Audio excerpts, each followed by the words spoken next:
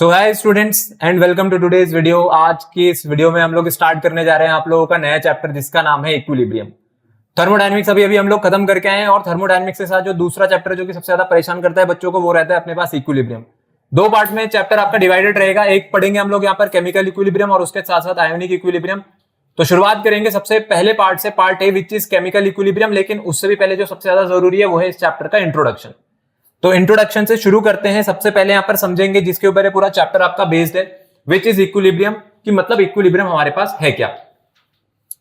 देखो इक्विलिब्रियम में आपका जो पार्ट है ना, वैसे आप लोगों ने इसमें फिजिक्स के बारे में भी सुन रखा होगा। कितने लोगों ने फिजिक्स में इक्विलिब्रियम के बारे में सुना है? जब आपको फिजिक्स पढ़ाई गई है क्या होता है, फिजिक्स में क्या सुना है आप लोगों ने इक्विलिब्रियम के बारे में? क्या नेट फोर्स जीरो हो जाता है? तो बिल्कुल सही है, बट इसमें एक थोड़ा सा चेंज है। बात क्या है कि अगर किसी बॉडी पर at a time multiple forces act कर रहे हैं, लेकिन उसके बावजूद जो आपकी बॉडी है उसने अपनी जो ओरिजिनल पोजीशन उसको रिटेन कर रखा है, मतलब वो अपनी पोजीशन को चेंज नहीं कर रही है after the application of multiple forces, तब भी वो जहां थी वो वैसे ही है। एक एग्जांपल के लिए, जैसे हमारे पास टग ऑफ वॉर होता है, ठीक है, अब रस्सी में उधर से 10 लोग इधर भी खींच रहे हैं, 10 लोग इधर खींच रहे हैं, पर मैं कह रहा हूं कोई अपनी जगह से ना हिल ही नहीं रहा। और आप देख रहे हो कि सबने पूरी जान लगा रखी है, दोनों तरफ से खींच रहे, पर कोई भी अपनी जगह से नहीं हिल रहा। तो इसका मतलब है कि फोर्स तो एग्जिस्ट कर रही है, लेफ्ट हैंड साइड भी राइट हैंड साइड भी, पर उसके बाद भी इफेक्ट ऑफ फोर्स, या मैं बोलूं नेट इफेक्ट ऑफ फोर्स कैसा है, वहां पर जीरो है।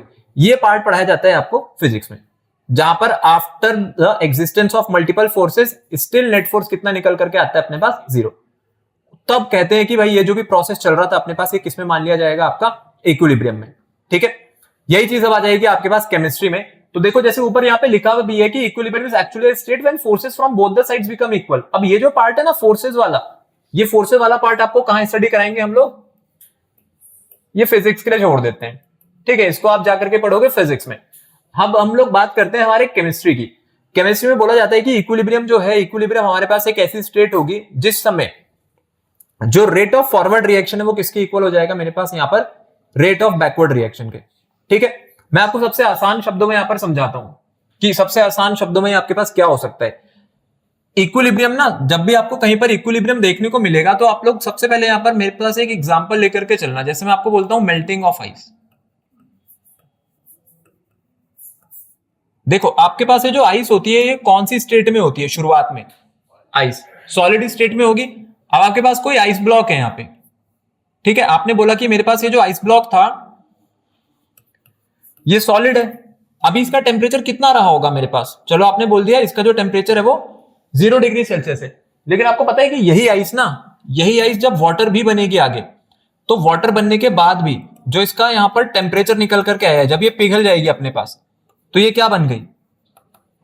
वाटर बन गई। इसने क्या चेंज कर लिया? अपना स्टेट, लिक्विड बन गई। लेकिन मैं कहता हूं ना टेम्परेचर नहीं चेंज हुआ। टेम्परेचर कितना है अभी भी यहां पर? 0। तो यही आइस 0 डिग्री सेल्सियस पे सॉलिड भी है और यही आइस 0 डिग्री सेल्सियस पे वाटर भी है। तो क्या मेरे पास फेज चेंज हुआ या नहीं हुआ? स्टेट चेंज हुई या नहीं हुई? ठीक है, कहां से कहां गए आप? सॉलिड से लिक्विड की तरफ गए। लेकिन टेम्परेचर अगर मैं देखूं तो दोनों जगह टेम्परेचर कितना है? 0 डिग्री सेल्सियस। अब मैंने आइस को तो बाहर ही छोड़ रखा होगा, मैं तो प्रेशर लगाऊंगा नहीं। क्या जरूरत है प्रेशर लगाने की? तो प्रेशर भी कितना है यहां पर? 1 atm है। और यहां भी प्रेशर कितना है? 1 atm है। आपको लगता है क्या जब ये आइस पिघलेगी, अगर ये पिघल करके वाटर बन रही है, तो क्या कंसंट्रेशन लूज करेगा क्या आइस अपनी? कुछ जितना मास आइस के पास था वो सारा का सारा किस में कन्वर्ट हो गया होगा? In the form of water. तो ना टेम्परेचर चेंज हुआ, ना प्रेशर में कोई चेंज आया, और ना ही मेरे पास कंसंट्रेशन लूज हुई। सारी चीजें कांस्टेंट बनी हुई है। और उसके साथ साथ जो आपकी स्टेट थी वो सॉलिड से किसकी तरफ चली गई? फिर भी लिक्विड की तरफ चली गई। तो सेम टेम्परेचर, प्रेशर और कंसंट्रेशन पर अगर आपके पास कोई दो स्टेट्स एट अ टाइम यहां पर प्रेजेंट है, इस एग्जांपल से मैं देखूं तो ये एग्जांपल किसका है मेरे पास यहां पर? इक्विलिब्रियम का। ठीक है, तो it is an example of equilibrium. तो ice and water at 0 degree Celsius is an example of, किसका एग्जांपल हो गया मेरे पास? ये इक्विलिब्रियम का। ठीक है, तो आप कह सकते हो कि अगर आइस और वाटर आपके पास 0 डिग्री सेल्सियस पे कहीं पे एग्जिस्ट कर रहे हैं तो वो किसका केस बना देंगे मेरे पास? इक्विलिब्रियम का। इक्विलिब्रियम को पहचानने के लिए जो थोड़ी बहुत अपने पास एक नेसेसरी कंडीशंस हो सकती है कि आप पहचानोगे कैसे कि कहीं पर इक्विलिब्रियम एग्जिस्ट कर रहा है। जब इक्विलिब्रियम एग्जिस्ट करता है तो इक्विलिब्रियम पर जनरली ये देखा गया है कि जो टेम्परेचर है और जो प्रेशर है और उसके साथ साथ जो कंसंट्रेशन है, ये सब क्या बनी रहती है अपने पास, कांस्टेंट, इसमें कोई चेंज नहीं आता है। ठीक है, इक्विलिब्रियम को अगर आपको कहीं पर नोटिस करना है तो सबसे पहले आप देखो टेम्परेचर, प्रेशर और कंसंट्रेशन, इसमें कोई चेंज नहीं आ रहा होगा। और ऊपर लिखा हुआ भी है कि यहां पे जो कंसंट्रेशन है रिएक्टेंट की वो किसके इक्वल हो जाती है, कंसंट्रेशन ऑफ प्रोडक्ट से। ठीक है, बट अगर अभी हम लोग उस पर ना जाए, अभी हम रेट की बात ही ना करें क्योंकि अभी तो हमें पता ही नहीं रेट होता क्या है, तो अभी हम लोग बात किसी कर रहे हैं जनरल एग्जांपल की, जो कि आप लोगों ने अपनी डेली लाइफ में देखा है। वैसे ही हम लोग उसकी बात भी कर सकते हैं। अगर आप वाटर को बॉइल करोगे तो 100 डिग्री पे ही वो पानी लिक्विड की फॉर्म में भी है और वही 100 डिग्री पर वो आपके पास सुपर हीट होकर के स्टीम भी बन गया।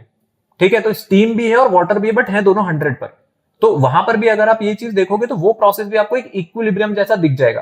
क्यों दिख जाएगा? क्योंकि आपके पास सॉलिड टू लिक्विड तो हुआ, तो चेंज तो हो रहा है। ठीक है, ये क्या हुआ मेरे पास, ये अकरेंस है किसकी, चेंज की। मतलब चेंज तो देखने को मिला। कैसा चेंज देखने को मिला? सॉलिड से लिक्विड, क्योंकि अभी हमने आइस को पिघलाया था। तो चेंज तो अकर हुआ, पर टेम्परेचर, प्रेशर कांस्टेंट कैसी रही मेरे पास, वो टेम्परेचर, प्रेशर और कंसंट्रेशन कैसी रही अपने पास, कांस्टेंट रही। तो क्या बोल देंगे कि भाई ये जो प्रोसेस था ये किस पे जा रहा है, अपना इक्विलिब्रियम पे जा रहा है। आई बात समझ में, इक्विलिब्रियम में तो ये रहता है आपके पास यहाँ पर इक्विलिब्रियम का कॉन्सेप्ट। ठीक है, एक बिल्कुल बेसिक एक जनरल आइडिया भी दिया है। अभी रेट की मैंने यहाँ पे बात नहीं करी है। अभी जैसे जैसे चैप्टर आगे चलेगा वैसे वैसे सारे टर्म्स को यहाँ पर समझेंगे।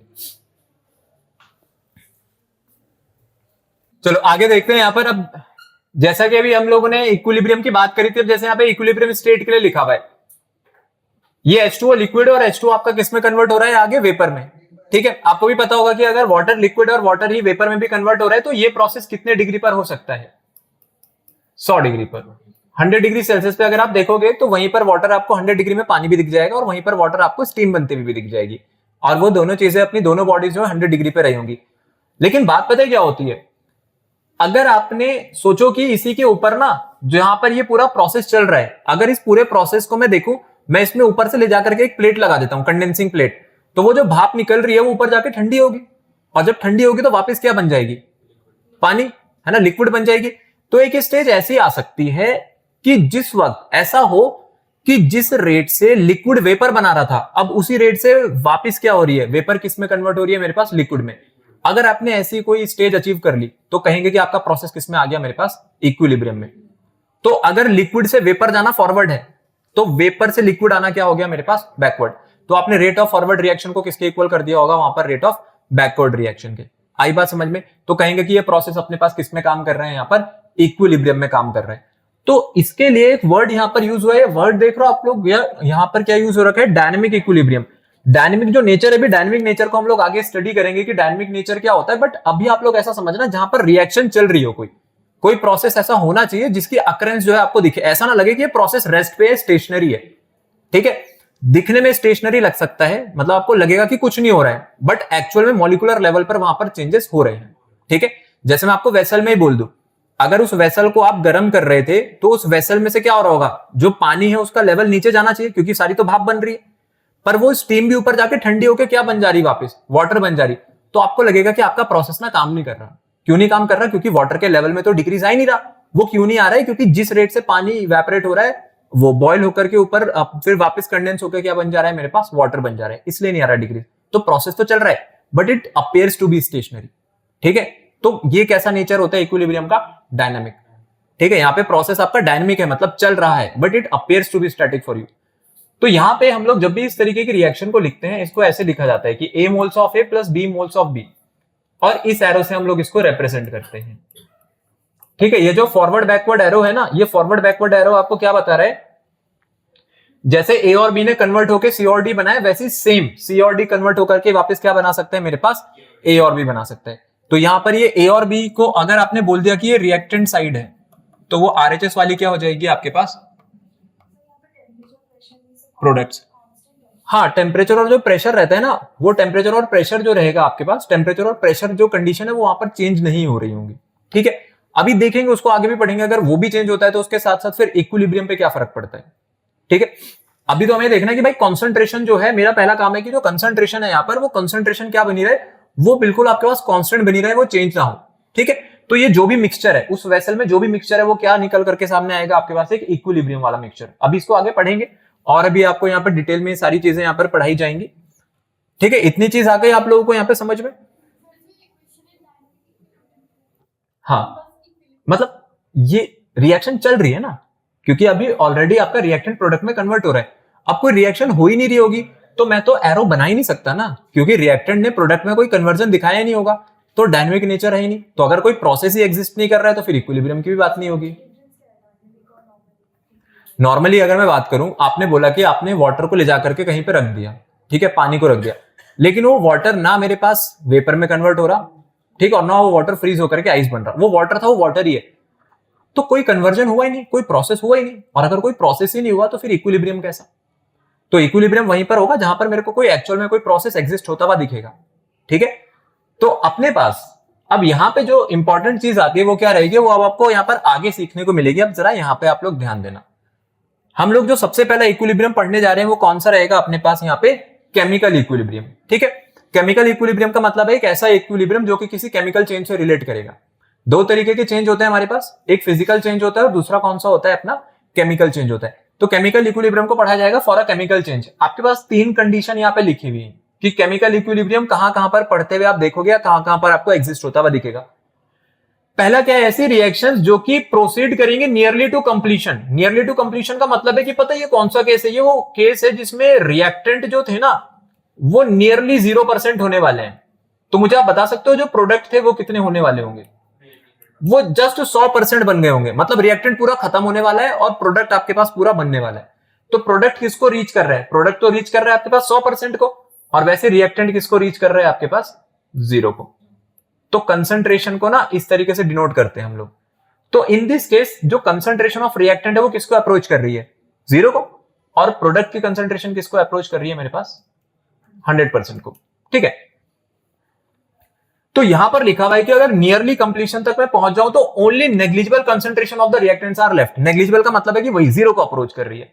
और कुछ केसेस में यह भी देखा गया, इवन ये भी पॉसिबल है कि इन चीज को हम लोग क्या कर सकते हैं, एक्सपेरिमेंटली डिटरमाइन नहीं कर सकते हैं, ठीक है। It may not be even possible to detect this experimentally, क्योंकि भाई वहां रिएक्शन इतना तेज होती है आपको पता भी नहीं चलेगा कि कितनी जल्दी आपकी रिएक्टेंट जो होती है वो प्रोडक्ट में खत्म हो गए होंगे। टेस्ट ट्यूब में थोड़ी दिखता है कुछ कि आपने रिएक्टेंट डाले और वो प्रोडक्ट के साथ मिले, मतलब रिएक्टेंट मॉलिक्यूल्स कोलाइड करे, प्रोडक्ट बनते हुए थोड़ी दिखता है। आपने रिएक्टेंट डाला, वो प्रोडक्ट बन चुका होगा, तो आप पे टाइमिंग कहां मिला ये चीजें आपको नोटिस करने का, ठीक है। बट एक थ्योरेटिकल कंडीशन लेकर के चल रहे हैं कि अगर ऐसा होता तो ये केस मेरे पास किसके अंदर आ सकता है, केमिकल इक्विलिब्रियम में, ठीक है। सेकंड केस पे अगर आप देखोगे तो यहाँ पे एक सेकंड केस जो आपको दे रखा है, सेकंड केस देखो क्या लिखा हुआ है, एक ऐसी रिएक्शन जिसमें ना जो प्रोडक्ट है सिर्फ वो अभी थोड़ा बहुत ही बनाए, ठीक है, थोड़ा बहुत ही बनाए, लेकिन उसके बावजूद जो रिएक्टेंट है वो इक्विलिब्रियम स्टेज पे आकर के ना आपको अनचेंज दिख रहे हैं। अनचेंज का मतलब है कि प्रोडक्ट का अमाउंट भी आ गया थोड़ा बहुत, पर रिएक्टेंट की कंसंट्रेशन में ना कुछ ज्यादा चेंज नहीं आया। तो ये भी केस किसके अंदर आएगा अपने पास, केमिकल इक्विलिब्रियम में। मतलब इन रिएक्शन के लिए भी पढ़ना है और इस तरीके की रिएक्शन के लिए भी पढ़ना है। तीसरा वाला जो कि हम लोग सबसे ज्यादा पढ़ेंगे, जहां पर क्या होता है, रिएक्टेंट जो है वो प्रोडक्ट में कन्वर्ट भी हो रहा होगा और रिएक्टेंट और प्रोडक्ट दोनों की ही जो कंसंट्रेशन है वो कंपेरेबल है। कंपेरेबल होने का मतलब है कि अब मैं ये नहीं कह सकता कि रिएक्टेंट जो है वो बिल्कुल 0 हो गया, खत्म होने वाला है, या पूरा का पूरा बच गया। 40-50% ये खर्च हुआ होगा और वैसे वो 40-50% वो बना होगा। अच्छा, इतनी बात तो आपको पता होगी ना, अगर कोई केमिकल रिएक्शन आगे बढ़ती है तो कंसंट्रेशन ऑफ रिएक्टेंट क्या होती है, वहां पर कम होती है, और कंसंट्रेशन ऑफ प्रोडक्ट क्या होती है, वहां पर बढ़ती है। ध्यान रहे, केमिस्ट्री में हम लोग जब कंसंट्रेशन को डिनोट करते हैं ना, तो ये जो स्क्वायर ब्रैकेट्स बने हुए हैं इससे डिनोट किया जाता है। कंसंट्रेशन का सिंबल होता है, एक स्टैंडर्ड सिंबल है, इसको सब लोग ध्यान रखेंगे, ठीक है। आपके माइंड में कंफ्यूजन नहीं होना चाहिए कि ये क्या बना दिया। इतनी बात समझ में, ये तीन केसेस आए समझ में। तो ये तीन केसेस मोस्टली हम लोग देखेंगे जब भी हम लोग केमिकल इक्विलिब्रियम को स्टडी कर रहे होंगे।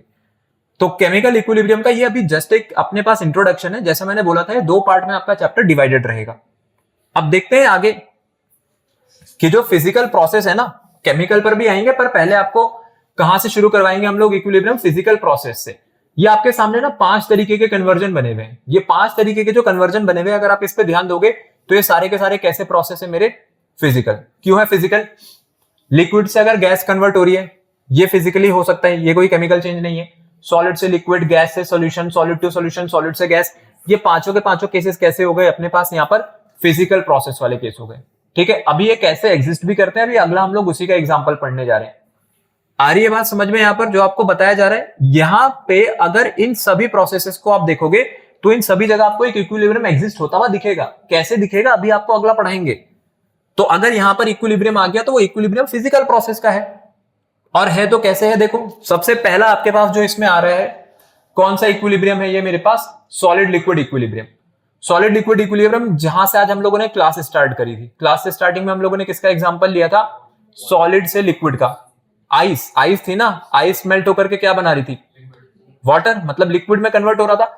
तो आपके पास जो पहला एग्जांपल आ रहा है वहीं से आ रहा है। अभी जो सॉलिड लिक्विड इक्विलिब्रियम है, देखो सॉलिड लिक्विड इक्विलिब्रियम में क्या होगा कि आपकी जो आइस है, ये आइस किस में कन्वर्ट हो रही होगी, वाटर में। इस प्रोसेस को क्या बोलते हैं हम लोग, मेल्टिंग। लेकिन अगर पानी दोबारा से जम करके बर्फ बन जाए तो इस प्रोसेस को क्या कहते हैं हम लोग, फ्रीजिंग। तो फॉरवर्ड प्रोसेस कौन सा है मेरा, मेल्टिंग, और बैकवर्ड प्रोसेस कौन सा है मेरा, फ्रीजिंग।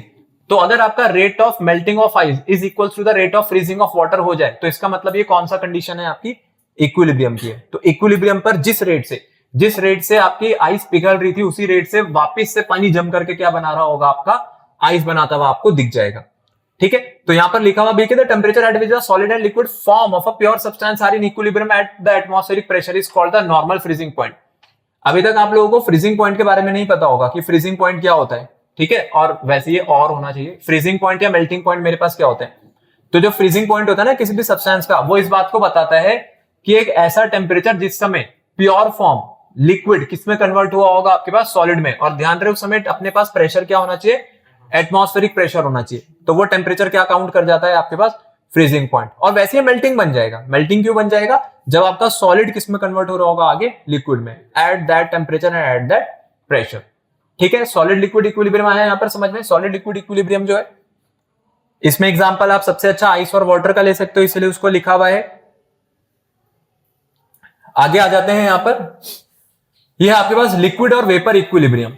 ठीक है, अब लिक्विड और वेपर इक्विलिब्रियम को आप देखना, ये जो लिक्विड वेपर इक्विलिब्रियम है ना, ये कौन सा केस हो गया, जिसमें आपका वाटर है यह भी लिक्विड फॉर्म में है। अगर वाटर आगे कन्वर्ट हो जाए आपका किसमें, स्टीम में। ठीक है, तो स्टीम कौन सी फॉर्म हो गई आपके पास, गैसियस। तो वाटर से स्टीम जाएंगे तो इस प्रोसेस को क्या कहेंगे, वेपराइजेशन। और जब यहां से वापस आऊंगा तो इसको क्या कहेंगे, इसका मतलब है रेट ऑफ वेपराइजेशन किसके इक्वल होना चाहिए, रेट ऑफ कंडेंसेशन के। तो क्या बनेगा आपके पास, एक लिक्विड वेपर इक्विलिब्रियम बनेगा। ठीक है, अब ये लिक्विड वेपर इक्विलिब्रियम को आप लोग देखो यहां पर, ये लिक्विड वेपर इक्विलिब्रियम यहां से समझना, ये वाटर है। तो वाटर को ऐसे हम लोगों ने वेसल में ले रखा है। ध्यान रहे मैं हीट नहीं कर रहा हूं नीचे से, हीट अगर कर देंगे ना तो प्रोसेस इवेपोरेशन नहीं रहेगा, प्रोसेस का नाम क्या हो जाएगा आपके पास, बॉइलिंग। बॉइल नहीं करना हमें, अभी टेम्परेचर नहीं देना। अगर आपने पानी को कोई टेम्परेचर नहीं भी दिया ना तो पानी से वेपर्स तभी भी निकल सकती हैं, चाहे बिल्कुल ना के बराबर निकले पर निकलेंगी। क्यों निकल सकती हैं, क्योंकि क्या हो रहा होगा वहां पर, वाटर का इवेपोरेशन। और इवेपोरेशन कैसा फिनोमिना होता है, मेरे पास एक सरफेस। ठीक है, जिसका सरफेस फिनोमिना का मतलब होता है टॉप लेयर से मतलब है मेरे को, बॉटम मोस्ट लेयर से नहीं। तो टॉप लेयर तो एक्सपोज्ड है एटमॉस्फेयर पे, सराउंडिंग पे, तो वहां से क्या निकली होंगी, वेपर्स निकली होंगी। अब मैंने क्या कर रखा है कि इसके ऊपर ना इसको पूरा कवर करा हुआ है, ऊपर नहीं है, ओपन नहीं है मतलब। तो ये क्या करेंगे, ये ऊपर जाकर के टकराएंगी, और जब टकरा के कंडेंस होंगी तो ये कहां गिर जाएंगी, वापस आकर के।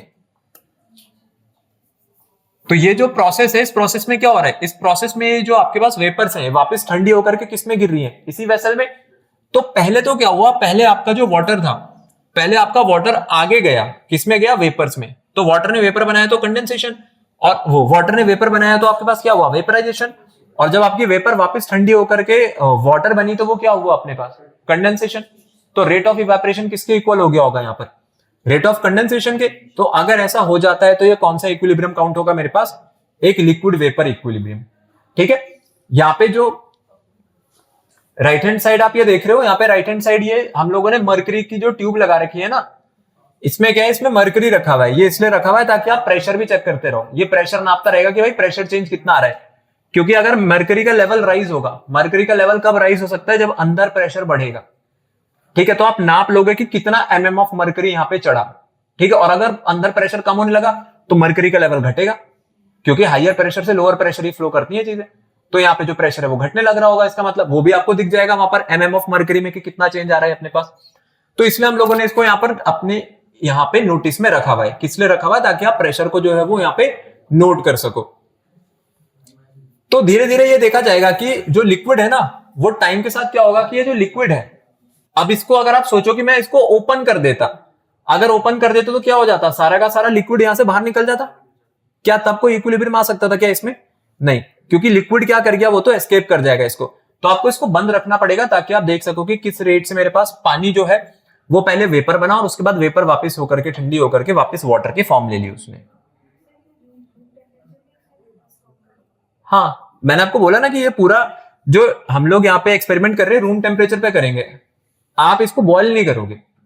आई बात समझ में? अगर बॉयल करेंगे ना तो बॉयल करने से क्या होगा कि आपको एक पार्शियल प्रेशर करके एक हमारे पास टर्म होती है, वेपर प्रेशर करके एक टर्म होती है, हम लोग वो नहीं निकाल पाएंगे, वेपर प्रेशर वाली जो है। ठीक है, अभी आप लोगों के सिलेबस में नहीं है, बट ये पूरा एक्सपेरिमेंट आपको किस पे करना है, आपको पूरा एक्सपेरिमेंट रूम टेम्परेचर पे करना है, बॉयल नहीं करना है। आगे आ जाते हैं सॉलिड और वेपर इक्विलिब्रियम पे। अब सॉलिड और वेपर इक्विलिब्रियम में आपको किसका एग्जांपल दे रखा है, देखो आयोडीन का। आयोडीन सॉलिड भी होती है और आयोडीन आपके पास वेपर भी होता है। अगर आप सॉलिड आयोडीन को रख दोगे तो जो सॉलिड आयोडीन है ये अपने आप सबलाइम हो जाता है और अपने आप सब्लिमेशन जब इसका होगा तो ये किसमें कन्वर्ट होने लगेगा, मेरे पास वेपर्स में। तो आपका सॉलिड जो आयोडीन है वो किसमें कन्वर्ट हो रहा है, वेपर में। इसका मतलब है जो रेट है सब्लिमेशन का वो किसके इक्वल हो रहा है मेरे पास, condensation is a wrong word, deposition. ठीक है, सॉलिड से अगर आप डायरेक्ट गैस में जा रहे हो तो उसको हम क्या कहते हैं, सब्लिमेशन, और जब आप गैस से वापस सॉलिड में आते हो तो उसको हम लोग कहते हैं अपने पास डिपोजिशन। ठीक है, तो यहाँ पे जो रेट ऑफ सब्लिमेशन है वो रेट ऑफ डिपोजिशन के इक्वल हो जाएगा। तो इस तरीके के कई सारे एग्जांपल यहाँ पर रहते हैं, जैसे कि ये भी लिखा हुआ है और भी बहुत सारे हो सकते हैं, बट जनरली एक एक एग्जांपल ही लेके चलेंगे। अब अगला आ जाता है सॉलिड सॉल्यूशन इक्विलिब्रियम। अब ये सॉलिड सॉल्यूशन इक्विलिब्रियम क्या है, देखो सॉलिड सॉल्यूशन इक्विलिब्रियम को आप लोग जरा ध्यान से समझना। यहां पे अभी जो चीजें लिखी हुई हैं मैं उसको भी समझा दूंगा, ठीक है, उसको भी देख लेंगे। पहले यहां पर एक प्रैक्टिकल एग्जांपल से इसको देखते हैं, प्रैक्टिकल एग्जांपल से कैसे समझ सकते हैं।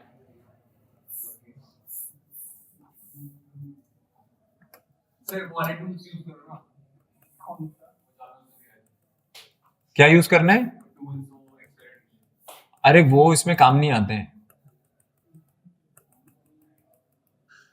अभी उसको यहाँ पे यूज नहीं कर सकते हैं ना, कुछ बनेगा ही नहीं उससे। मैं कहता हूं ये आपका सॉल्वेंट है और सॉल्वेंट में भी क्या लिया है मैंने, इसमें वाटर लिया। ठीक है, इसके बाहर ना मेरे पास कुछ शुगर पार्टिकल्स हैं, तो मैं कोशिश कर रहा हूं कि पानी में क्या घोल दूं, चीनी। तो ये शुगर किसकी तरह बिहेव करेगी एज सॉल्यूट। तो आपने धीरे धीरे इसके अंदर क्या डालने शुरू करें, यहां पर शुगर डालनी शुरू करी। ठीक है, ये घुलती जाएगी, तो जब ये इसके अंदर घुलेगी तो फाइनली ये किस में कन्वर्ट हो जाएगा, अगर आप देखोगे तो शुगर और वाटर जब मिलेंगे तो क्या मैं इसको अब शुगर सॉल्यूशन कह सकता हूं? क्या बन गया आपके पास, ये शुगर सॉल्यूशन। तो शुरुआत में क्या होगा, शुरुआत में जब आप इसके अंदर चीनी डालोगे ना तो कोई प्रॉब्लम नहीं आएगी। चीनी में पानी में डाल रहा हूं, मैं घोल रहा हूं, चीनी बढ़िया घुल रही है, तो इस प्रोसेस को हम लोग कहते हैं डिसोल्यूशन। क्या कहते हैं हम लोग इसको, डिसोल्यूशन।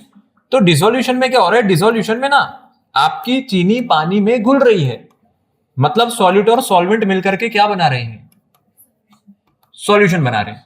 लेकिन पता है क्या होगा, अब इसमें ना एक टाइम ऐसा आएगा जब आप चीनी डालोगे लेकिन वो ना घुलेगी नहीं, सैचुरेट भी हो गई, बिल्कुल सही है, सॉल्यूशन सैचुरेट हो गया। और उल्टा पता है क्या होता है, वो जब घुलती नहीं है ना तो इसमें ऑलरेडी जो शुगर पार्टिकल्स घुल चुके हैं वो जाकर के उसके साथ प्रेसिपिटेट आउट कर देती है, उसको भी बाहर निकाल देती है। इसका मतलब है आपको उसके अंदर एक्चुअल में शुगर पड़ी हुई दिखने लगेगी। तो एक तो जो मैंने एक्स्ट्रा डाले वो तो घुले नहीं, खुद भी नहीं घुले, लेकिन जो ऑलरेडी घुल चुके थे पार्टिकल्स उनके साथ उसने टकरा करके उसको प्रेसिपिटेट आउट कर दिया, मतलब वो आपको यहीं पे सेटल डाउन होते हुए दिख जाएंगे। ये आपकी जो प्रेसिपिटेटेड आउट शुगर है ना, ये वो है। इसका मतलब आपका जो सॉल्यूशन है, आपका सॉल्यूशन वापस अलग होने लग गया है। सॉल्यूशन से आपको वापस क्या अलग मिलने लग गया, सॉल्यूट अलग मिलने लग गया और सॉल्वेंट अलग मिलने लग गया। अभी बाद में देना एग्जांपल, अभी यहां देखो, अगर मेरे पास सॉलिड और सॉल्वेंट मिलकर के अगर सॉल्यूशन बना रहे हैं तो इसको क्या कहते हैं हम लोग, डिसोल्यूशन। और इसका रिवर्स क्या होता है मेरे पास, क्रिस्टलाइजेशन। तो अगर ये पूरी प्रोसेस इक्विलिब्रियम पे थी ना तो आप मेरे को बता सकते हो इक्विलिब्रियम पे क्या होगा।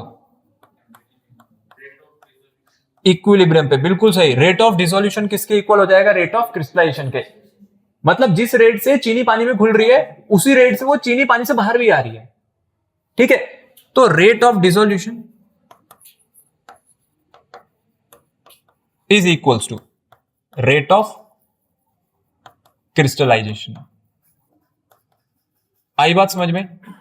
क्या चीज यहां पर आपको बताई गई है?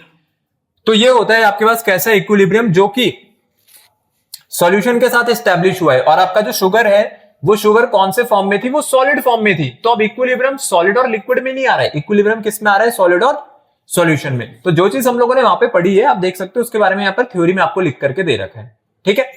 अब यहाँ पर एक टर्म आएगी जिसका नाम होता है सॉल्युबिलिटी। कि सॉल्युबिलिटी क्या होती है? तो सॉल्युबिलिटी का मतलब होता है कि कितना अमाउंट सॉल्यूट का किसी पर्टिकुलर सॉल्वेंट में डिसॉल्व हो सकता है, ठीक है, एट अ पर्टिकुलर टेम्परेचर। लेकिन वहां पर क्या करते हैं, आपने देखा होगा कि परसेंटेज जब हम लोग निकालते हैं तो परसेंटेज ना हमेशा 100 में से निकालते हैं। जैसे किसी बच्चे के अगर 20 में से 10 नंबर भी आए, तो 20 में से अगर 10 नंबर लाया तो आप क्या कहोगे? उसकी कितनी परसेंटेज आई है? 50% आई है। जबकि लाया वो 10 नंबर है, पर आपने क्या बोला? 50% आई है। क्योंकि आपने क्या करा? आपने उसको 100 से मल्टीप्लाई कर दिया होगा बाद में। तो आप ये कहना चाहते हो कि अगर पेपर 100 नंबर का रहा होगा तो ये कितने नंबर लाता अपने पास? 50 नंबर लाता, है ना। तो इसीलिए हम लोग क्या करते हैं, जो अमाउंट है ना सॉल्यूट का, वो कितना भी डिसॉल्व हो रहा हो, पर वहां पे सॉल्वेंट का अमाउंट फिक्स कर देते हैं। क्या कर देते हैं? 100 ग्राम, ठीक है। मतलब 100 ग्राम में से निकालते हैं हमेशा। अब कुछ भी आ सकता है, जैसे आपने बोला कि 40 ग्राम सॉल्यूट था और 60 ग्राम सॉल्वेंट था, तो आखिरी में किससे मल्टीप्लाई हो जाएगा? ये 100 से। जो कि आपको ये बता रहा होगा कि मैं जो सॉल्युबिलिटी निकाल रहा हूं उसके लिए सॉल्वेंट का मास कितना लेकर के चल रहा हूं? 100, ठीक है। एक्चुअल में 100 लिया नहीं होता है, परसेंटेज का मीनिंग होता है आउट ऑफ 100, कि 100 में से अगर आता तो कितना आता। आई बात समझ में? सॉलिड सॉल्यूशन इक्विलिब्रियम आया। सॉलिड सॉल्यूशन इक्विलिब्रियम क्या आता आपके पास? ठीक है, आगे चलते हैं इसमें सॉलिड सॉल्यूशन इक्विलिब्रियम से। अब आ रहा है आपके पास गैस सॉल्यूशन इक्विलिब्रियम। अब देखना है गैस सॉल्यूशन इक्विलिब्रियम क्या है। तो गैस सॉल्यूशन इक्विलिब्रियम जो है समझने के लिए अगर हम लोग देखेंगे तो कोई बड़ी बात नहीं है। अब एक नॉर्मल केस पे आ जाते हैं। आप लोग जितनी भी सॉफ्ट ड्रिंक्स कंज्यूम करते हो, आप चाहे कोल्ड ड्रिंक पियो, चाहे आप बियर पियो, चाहे आप शैंपेन, ये जितनी भी चीजें आप देखोगे, कोई बात नहीं, मतलब हमारे पास जो अबव 18 वाले हैं, अबव 18, दूध में CO2 नहीं होती। यहाँ पे जो बात हो रही है कार्बोनेटेड बेवरेजेस की। सोडा जो है वो is an example of carbonated beverage, बिल्कुल सही है। और सोडा को किसमें मिला के पीते हैं हम लोग? हाँ बिल्कुल सही, विस्की में। बहुत बढ़िया, बस ऐसे ही, हाँ ऐसे ही एग्जांपल चाहिए हमें। बात यहां पे समझो आप लोग, जितने भी आप कार्बोनेटेड बेवरेजेस पीते हो ना, आपको पता है कि कंपनी आपसे पता है क्या कर रही है? सिर्फ चीनी का पैसा ले रही है, उसके अंदर कुछ नहीं है। कम से कम नहीं तो उसके अंदर 2 से 3 ग्राम चम्मच चीनी, 2 से 3 चम्मच चीनी होती है उस पानी में, उससे भी ज्यादा होती है शुगर। और उसके अंदर सिर्फ CO2 डाली हुई, उन्होंने कुछ भी नहीं करा हुआ। आर्टिफिशियल फ्लेवर डाल दिए, क्योंकि फैंटा बनानी है तो क्या कर देंगे भाई? उसको ऑरेंज कर देंगे, ठीक है। माजा टाइप का कोई फ्लेवर देना है तो क्या कर देंगे भाई? उसमें आम डाल देंगे, लिमका जैसा करना है नींबू डाल देंगे, यही सब वहां पर अपने पास चलेगा। लेकिन मेन बात क्या है? मेन बात यह है कि आपने उसके अंदर जो शुगर डाली ना, शुगर तो पानी में डिसॉल्व हो गई, उसने उसका टेस्ट मीठा कर दिया। पर मीठी चीजें पीने में मजा नहीं आता। आपको मजा कब आएगा? जब इसका टेस्ट कैसा हो जाता है? स्पिरिटेड हो जाता है, ठीक है। जब आप कोल्ड ड्रिंक पीते होगे, आपने देखा होगा वो जलती है, जब वो गले से नीचे उतरती है तो जलती है, काटते हुए जाती है आपके फूड पाइप को। वो पता है किस वजह से होता है? वो होता है आपके पास कार्बोनिक एसिड की वजह से। आप कर क्या रहे हो? आप CO2 को किस में मिला रहे हो? वाटर में। तो जब CO2 वाटर में मिलती है ना, तो ये एक एसिड की फॉर्मेशन करती है, जिस एसिड का नाम क्या होता है मेरे पास? Carbonic acid. ये आपका कौन सा एसिड है? Carbonic acid. तो कोल्ड ड्रिंक में जो आपको टेस्ट आ रहा है ना, वो असलियत में इसका आ रहा है, कार्बोनिक एसिड का। अब मैं दूसरा क्वेश्चन पूछता हूं। अब आप लोगों ने देखा होगा कि जो कोल्ड ड्रिंक्स पी जाती है ठंडी पी जाती है, और अगर कोई बियर भी पिएगा तो वो भी कैसी पिएगा? ठंडी। अब बियर में भी एक होती है बियर और एक होती है प्लस चिल्ड बियर। बिल्कुल चिल्ड बियर। तो बियर भी जो कंज्यूम की जा रही है वो कैसी कंज्यूम की जा रही है हमारे पास? चिल्ड। इसके पीछे भी रीजन है। अब वो रीजन क्या है कि आपने जो CO2 एंट्रैप करी है ना उस सॉल्यूशन के अंदर, आपने देखा होगा कि अगर कोल्ड ड्रिंक 3 या 4 दिन अपने पास ओपन ही रख जाए ऐसे, ठीक है, मैं अगर उसकी लिड नहीं भी खोलता हूं, ढक्कन नहीं भी खोला है, हाँ, जो उसका टेस्ट है वो खराब हो जाता है। अगर आप कोल्ड ड्रिंक को फ्रिज से निकाल के पियो और नॉर्मली पियो तो कौन सी ज्यादा बेहतर टेस्ट करेगी? फ्रिज वाली, ठीक है। जो बाहर लगी हुई है उसे कोई नहीं पिएगा, उसका टेस्ट जो है वो आपको आएगा ही नहीं, ऐसा लगेगा आपको कोई मीठा पानी पिला रहा है। लेकिन मैं जैसे उसको फ्रिज में रखता हूं उसका तुरंत टेस्ट बदल जाता है। होता क्या है? जो CO2 आपने उसके अंदर डिसॉल्व कर रखी है ना, गैसेस की जो सॉल्युबिलिटी होती है लिक्विड्स में, वो टेम्परेचर के इनवर्सली प्रोपोर्शनल होती है। ठीक है, अगर मैं टेम्परेचर कम करूंगा तो सॉलिबिलिटी क्या हो जाएगी, बढ़ जाएगी। इसका मतलब उस समय पर ज्यादा से ज्यादा CO2 ट्रैप है आपके सॉल्यूशन में, जिसकी वजह से वो किस एसिड की फॉर्मेशन कर रही है, कार्बोनिक एसिड। ठीक है, तो जो सॉलिबिलिटी है एक तो वो टेम्परेचर के इनवर्सली प्रोपोर्शनल होती है और प्रेशर के डायरेक्टली होती है। ठीक है, प्रेशर के कैसी प्रोपोर्शनल होती है आपके पास, डायरेक्टली। इसलिए अगर एक बार बॉटल का ढक्कन खुल जाए तो उसके बाद उसका टेस्ट कभी भी पहले जैसा नहीं रहता, क्योंकि उसका प्रेशर क्या हो चुका है, वहां पर रिलीज हो चुका है। ठीक है, कोई नहीं, दोबारा भी पी लेना, कोल्ड ड्रिंक पीने की बात हो रही है, कुछ नहीं होता है। आप एक घूंट में पियो चाहे आप 2 घूंट में पियो, उसके अंदर सिर्फ कार्बोनिक एसिड है। अभी मैं जो यहाँ पर बात कर रहा हूँ आपके कार्बोनेटेड बेवरेजेस की बात कर रहा हूँ। अब फालतू बातें छोड़ो, यहाँ ध्यान दो। यहाँ पर आपके पास ये जो बॉटल है, बॉटल पे जो लीड लगी हुई है, अगर मैं कहता हूं कि आपके पास सॉल्यूशन सिर्फ इतना ही था, यहां तक था, तो इसके अंदर क्या प्रेजेंट है, इसके अंदर आपका कार्बोनिक एसिड है। जैसे मैं ये लीड ओपन करूंगा ना, यहां से क्या रिलीज होने लगेगी, CO2। ठीक है, अगर आपने ओपन कर दिया तो ओपन करते यहां से क्या बाहर निकलने लगेगी, CO2। तो गैसेस की जो सॉलिबिलिटी है वो टेम्परेचर के कैसी होती है, इनवर्सली प्रोपोर्शनल होती है, और प्रेशर के कैसे होती है, डायरेक्टली। प्रेशर कम तो सॉलिबिलिटी कम, प्रेशर ज्यादा तो सॉलिबिलिटी ज्यादा। ठीक है, तो इसी चीज को समझाने के लिए आपको एक लॉ पढ़ाया जाएगा, भी 12th में भी आएगा, जहां पर इसका नाम रहता है हेनरीज लॉ। ये बताता है कि mass of any gas which is dissolved in a solution at a particular temperature is directly proportional to the partial pressure of the gas above the solvent. ठीक है, कि गैस का जितना भी मास उस सॉल्यूशन में इस समय डिसॉल्व हो रखा है, अगर आप देखोगे तो ये पता है किस बात का डायरेक्टली प्रोपोर्शनल है, partial pressure of the gas over the solution. ये जितना प्रेशर वहां पर हम लोग बढ़ा देंगे, उतनी ज्यादा गैस किसको एंटर करती चली जाएगी मेरे पास यहाँ पर सॉल्यूशन में। ठीक है, तो प्रेशर बढ़ाएंगे तो सॉल्युबिलिटी बढ़ेगी, और प्रेशर कम करेंगे तो सॉल्युबिलिटी अपने पास घट जाती है। तो कौन सा इक्विलिब्रियम था मेरे पास, ये गैस सॉल्यूशन इक्विलिब्रियम, जिसके लिए मैंने आपको यहाँ पर एग्जांपल दिया है कार्बोनेटेड बेवरेजेस का। कार्बोनेटेड बेवरेजेस सबसे अच्छा एग्जांपल होते हैं इसका, क्योंकि सभी बच्चों ने हमारे पास जो कोल्ड ड्रिंक्स है पी रखी होती है। ठीक है, हाँ बिल्कुल। अभी तक हम लोगों ने जो फिजिकल इक्विलिब्रियम करके आए हैं, फिजिकल इक्विलिब्रियम के बाद अब यहाँ पे देख लेते हैं उसके कुछ कैरेक्टरिस्टिक्स। ठीक है, फिजिकल इक्विलिब्रियम क्यों कह रहा हूं, क्योंकि अभी हमने पीछे जितने भी चेंजेस देखे थे, अगर आपने ध्यान दिया हो, उनमें कोई भी एक ऐसा चेंज नहीं था जो केमिकल इक्विलिब्रियम मतलब केमिकल चेंज हो, क्योंकि हम लोगों ने कोई केमिकल रिएक्शन की बात नहीं करी थी। जितने भी प्रोसेस अभी तक हम लोग पढ़ करके आए वो सारे कैसे प्रोसेस थे, मेरे पास फिजिकल थे। अगर आप जनरल कैरेक्टरिस्टिक में देखोगे तो देखो जनरल कैरेक्टरिस्टिक्स में क्या क्या लिखा हुआ है। सबसे पहले तो लिखा हुआ है the measurable properties become constant. अब मेजरेबल प्रॉपर्टीज कौन कौन सी हो सकती हैं किसी सिस्टम की, लाइक टेम्परेचर, प्रेशर, हाँ बिल्कुल, टेम्परेचर, प्रेशर, और क्या हो सकता है हमारे पास यहाँ पर, कॉन्सेंट्रेशन एटसेट्रा।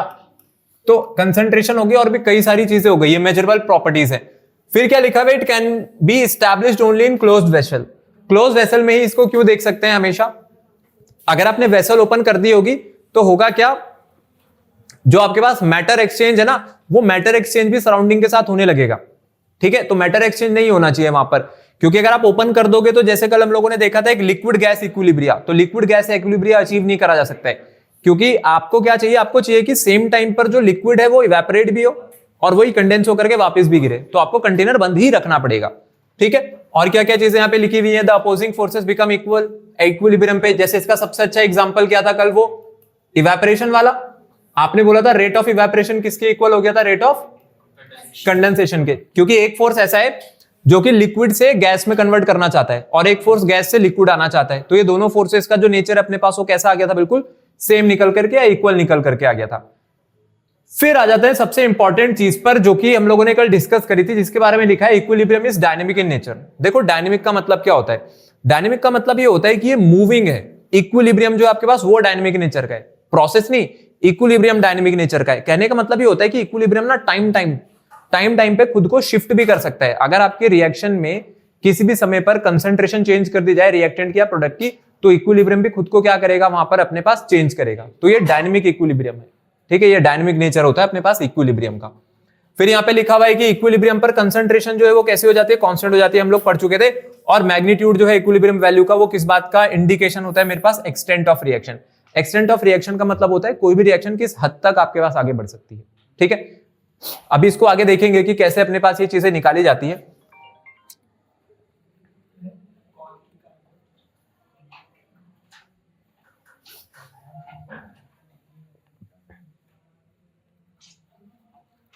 आगे बढ़ते हैं, अब आ जाते हैं आपके पास सेकंड पार्ट पर। चलो अब हम लोग यहां पर स्टार्ट करने जा रहे हैं आपके पास reversible reactions, reversible and irreversible reactions. मतलब चलो रिवर्सिबिलिटी की बात करते हैं। रिवर्सिबल प्रोसेसेस या रिवर्सिबल रिएक्शंस क्या होती हैं? कोई भी एक ऐसा रिएक्शन, अगर वो रिएक्टेंट टू प्रोडक्ट आगे जा रहा है, अगर वो रिएक्टेंट टू प्रोडक्ट आगे जा रहा है और सेम टाइम पर वही जो प्रोडक्ट है वो वापस किस में कन्वर्ट हो सकते हैं मेरे पास? रिएक्टेंट में। तो आप क्या कह दोगे? आप क्या कहोगे कि मेरे पास यहां पर ये जो रिएक्शन है वो कैसे नेचर की हो गई? एक रिवर्सिबल।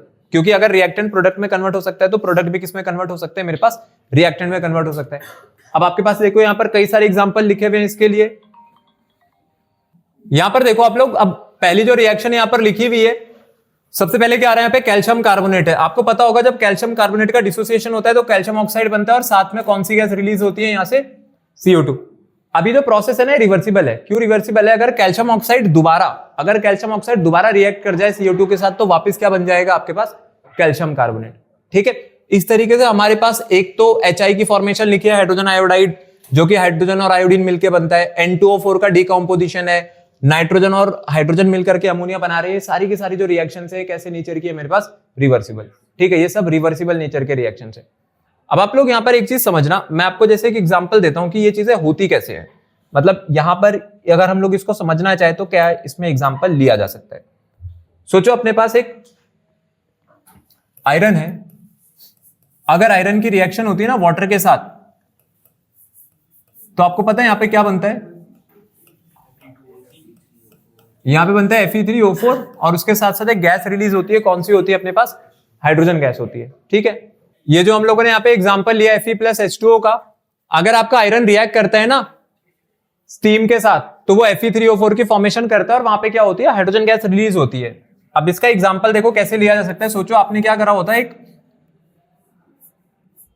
चैम्बर के अंदर कुछ आयरन के पीसेस रखे हुए हैं। ठीक है, यहां पर जो आप ये छोटे छोटे पीस देख रहे हो किसके हैं मेरे पास? आयरन के। ये सॉलिड पीसेस हैं और आपने क्या करा, यहां से ना इस पे गैस पास करा दी। कौन सी गैस थी ये आपके पास वाटर वेपर है, मतलब स्टीम है। ठीक है, ये क्या पास कराया हम लोगों ने यहां पे? स्टीम। तो जब ये स्टीम जाकर के इसके साथ रिएक्ट करेगी ना आयरन के साथ, मैं क्या करता हूं, मैं दूसरी साइड से जो ट्यूब है ट्यूब को ओपन रखता हूं। पहले केस में हम ट्यूब को दूसरी साइड से क्या रख रहे हैं? यहां पर ओपन रख रहे हैं। तो जब ये इससे रिएक्ट करेगा तो यहां पर क्या बनेगा? Fe3O4 बनेगा, क्योंकि Fe+H2O क्या बनाते हैं? Fe3O4। तो आप देखोगे कि जो Fe3O4 है वो तो आपके टेस्ट ट्यूब में ही पड़ा हुआ है। ठीक है, वो तो यहीं पे बैठ जाएगा ये Fe3O4। लेकिन एक गैस भी यहां से रिलीज हुई थी। कौन सी गैस थी वो? हाइड्रोजन गैस थी। वो यहां से क्या कर जाएगी? एस्केप कर जाएगी, वो यहां से बाहर निकल गई। ठीक है, अब आपने क्या करा? अब आपने कहा एक काम करते हैं, आपने ये जो चैम्बर है ना ये अपने पास अब क्लोज कर दिया। सेकंड केस में ओपन नहीं रखा, सेकंड केस में आपने क्या कर दिया? यहां पर इसको क्लोज कर दिया। अब आप मेरे को बता सकते हो आप क्या चेंज नोटिस करोगे यहां पर? बताओ क्या होना चाहिए यहां पर? आपने H2O ही पास कराई, यहां पे स्टीम पास कराई, ये Fe पड़ा हुआ था इसके अंदर। तो ये जो Fe सॉलिड है ना, ये Fe सॉलिड किस में कन्वर्ट होगा जब स्टीम के साथ रिएक्ट करेगा? Fe3O4 में। लेकिन इस बार हाइड्रोजन गैस ना एस्केप नहीं कर पाएगी, हाइड्रोजन गैस इसके अंदर ही रह जाएगी और वो हाइड्रोजन गैस दोबारा रिएक्ट करेगी। किसके साथ रिएक्ट करती है? Fe3O4 के साथ, और वापिस वो क्या बना करके दे देगा आपको? Fe+H2O। तो ये जो रिएक्शन है इसका मतलब ये कैसे नेचर की होती है हमारे पास? रिवर्सिबल। तो मेरे को बनाना चाहिए यहां पर ये फॉरवर्ड बैकवर्ड। आई बात समझ में?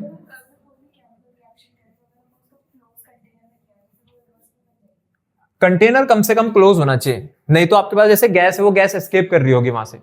ठीक है, इस केस में आपको क्लोज कंटेनर चाहिए, तब आप देखोगे कि ये जो प्रोसेस है वो रिवर्सिबल है। तो यहां पे तो H2 आपके पास एस्केप कर गई, तो सेकंड केस में जब ये क्लोज कंटेनर लिया हुआ है हम लोगों ने, यहां पे इसको पास कराया, तो अब आपके पास ये कौन सा केस फॉलो कर रहा है? अब ये फॉलो कर रहा है Fe सॉलिड प्लस H2O। यही आपको क्या बनाता हुआ दिखेगा? Fe3O4 और प्लस H2O। ठीक है, मतलब हाइड्रोजन गैस। तो इन दिस केस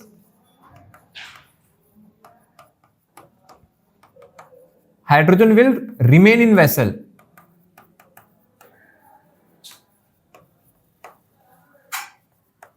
एंड किसके साथ रिएक्ट करेगी ये? Fe3O4 के साथ to form Fe and H2O, मतलब स्टीम अगेन। आई बात समझ में? सेकंड केस में क्या हुआ, वो इसी के अंदर रह गई, तो आपके पास जो प्रोसेस हो साइमल्टेनियसली यहीं पर चलता रहा। तो अब आपके टेस्ट ट्यूब के अंदर ये हो रहा होगा, मतलब इस वेसल के अंदर अपने पास ये चीज यहाँ पे देखने को मिल रही होगी। आई बात समझ में जो यहाँ पर आपको समझाया गया? तो ये होते हैं रिवर्सिबल प्रोसेसेस। रिवर्सिबल प्रोसेसेस में क्या क्या चीजें आपके पास एग्जिस्ट कर सकती हैं। आगे आ जाते हैं, अब देखते हैं इरिवर्सिबल प्रोसेसेस। देखो इरिवर्सिबिलिटी में क्या होता है कि अगर एक बार रिएक्टेंट प्रोडक्ट में कन्वर्ट हो गया तो प्रोडक्ट को मैं चाह करके भी वापस किस में कन्वर्ट नहीं कर सकता हूं, वहां पर रिएक्टेंट में कन्वर्ट नहीं कर सकता हूं। तो यहां पे क्या होगा कि अगर आपने कंडीशंस नहीं भी चेंज करी है, कंडीशन को सेम भी रखा हुआ होगा ना, तो भी आप देखोगे कि जो डायरेक्शन है वो रिएक्शन की चेंज नहीं हो रही होगी। इसका मतलब है कि ये फॉरवर्ड डायरेक्शन में जा रहा है, रिएक्टेंट किस में कन्वर्ट हो रहे हैं, आगे अपने पास प्रोडक्ट में कन्वर्ट हो रहे हैं। तो मैं प्रोडक्ट को देखूंगा कि वापस रिएक्टेंट में कन्वर्ट हो रहे हैं, तो नहीं, वो किसी भी तरीके से पॉसिबल नहीं हो रहा होगा वहां पे। जैसे पिछले वाला केस था, उसमें सेम टाइम पर Fe3O4 बन रहा था, हाइड्रोजन गैस के साथ रिएक्ट करके वापस आयरन और वाटर बना करके दे दे रहा था, मतलब स्टीम बना करके दे दे रहा था। यहां पर ऐसा नहीं होगा। तो इसलिए हम लोग जो यहाँ पे एरोज लगा रहे हैं ना, ये सिर्फ कैसे हैं, ये आपके पास यूनि डायरेक्शनल है, सिंगल डायरेक्शन के, वो भी सिर्फ फॉरवर्ड। ठीक है, तो ये जो रिएक्शंस आप यहाँ पर देख रहे हो कैसे नेचर की हो गई मेरे पास, इरिवर्सिबल नेचर की। तो हमारे पास दो तरीके के प्रोसेस हम लोग को पढ़ने हैं, एक रहेंगे रिवर्सिबल, दूसरे रहेंगे इरिवर्सिबल। और प्रोसेस में भी अगर बोलूं तो रिवर्सिबल रिएक्शंस और इरिवर्सिबल रिएक्शंस। अब यहां से आपके पास वो पार्ट शुरू होने जा रहा है जो कि इस चैप्टर का हमारे पास कोर रहेगा, और वो है आपका केमिकल इक्विलिब्रियम। हमारा चैप्टर दो पार्ट में डिवाइडेड था, मैंने आपको पहले भी कहा था। पहला पार्ट हम लोग पढ़ेंगे केमिकल इक्विलिब्रियम, और दूसरा क्या रहेगा आपके पास यहाँ पर आयोनिक इक्विलिब्रियम। तो सबसे पहले आपके पास यहाँ पर शुरुआत होने जा रही है केमिकल इक्विलिब्रियम से। देखो केमिकल इक्विलिब्रियम का कॉन्सेप्ट क्या है, भी हम लोगों ने देखा कि आपके पास जो रिएक्टेंट है वो आके किस में कन्वर्ट हो रहे होंगे, प्रोडक्ट में। पर एक कंडीशन वहां पर होनी चाहिए, वो क्या होनी चाहिए कि जो रिएक्शन है वो कम से कम आपके पास रिवर्सिबल नेचर की हो। अगर रिवर्सिबल रिएक्शन नहीं होगा तो मैं रेट ऑफ फॉरवर्ड रिएक्शन को कभी भी रेट ऑफ बैकवर्ड रिएक्शन के इक्वल नहीं लिख सकता। क्यों? क्योंकि आप तो कह रहे हो भाई रिएक्शन जो है वो बैकवर्ड आ ही नहीं सकती, वो तो बस फॉरवर्ड ही जा रही है। तो केमिकल इक्विलिब्रियम कहां एग्जिस्ट होते हुए दिखेंगे आपको? सिर्फ रिवर्सिबल चेंजेस में या रिवर्सिबल रिएक्शंस में। देखो यहां पे ना एक ग्राफ आपको दे रखा है, आप यहां पे जरा ग्राफ को समझना। ठीक है, ये ऊपर वाला ग्राफ देखो आप पहले, ये किसके बीच में बना रखा है, यहां पर रेट वर्सेस टाइम के। या पहले आपको नीचे वाला समझा दूं, कॉन्सेंट्रेशन वर्सेस टाइम। अमाउंट का मतलब क्या है यहां पर? कंसंट्रेशन। क्या आपने कंसंट्रेशन कितनी रखी हुई है? ठीक है, कंसंट्रेशन वर्सेस टाइम है। आपको पता ही होगा कि टाइम के साथ जैसे जैसे टाइम आगे बढ़ता है, शुरुआत में किसी भी रिएक्शन को देखेंगे तो जब जीरो से शुरू होगी तो शुरुआत में रिएक्टेंट की कंसंट्रेशन क्या होती है मेरे पास? मैक्सिमम होती है। और प्रोडक्ट की कंसंट्रेशन क्या होती है? जीरो। ठीक है, अब जैसे जैसे टाइम आगे बढ़ेगा ना, एट एनी टाइम आप देख लो, आपने बोला जैसे मैंने टाइम देखा T1 है, तो अब जो रिएक्टेंट की कंसंट्रेशन थी वो क्या होने लग गई होगी? कम। और प्रोडक्ट की कंसंट्रेशन क्या होने लग जाएगी आपके पास? ज्यादा होने लग जाएगी। यही होगा समय के साथ। तो विद टाइम रिएक्टेंट की कंसंट्रेशन कम होती है और प्रोडक्ट की कंसंट्रेशन आपके पास बढ़ती है। इतनी बात आई समझ में?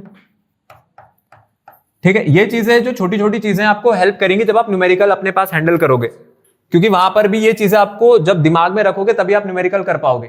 अभी मैं ऐसा क्यों कह रहा हूं, आप आगे समझोगे बात।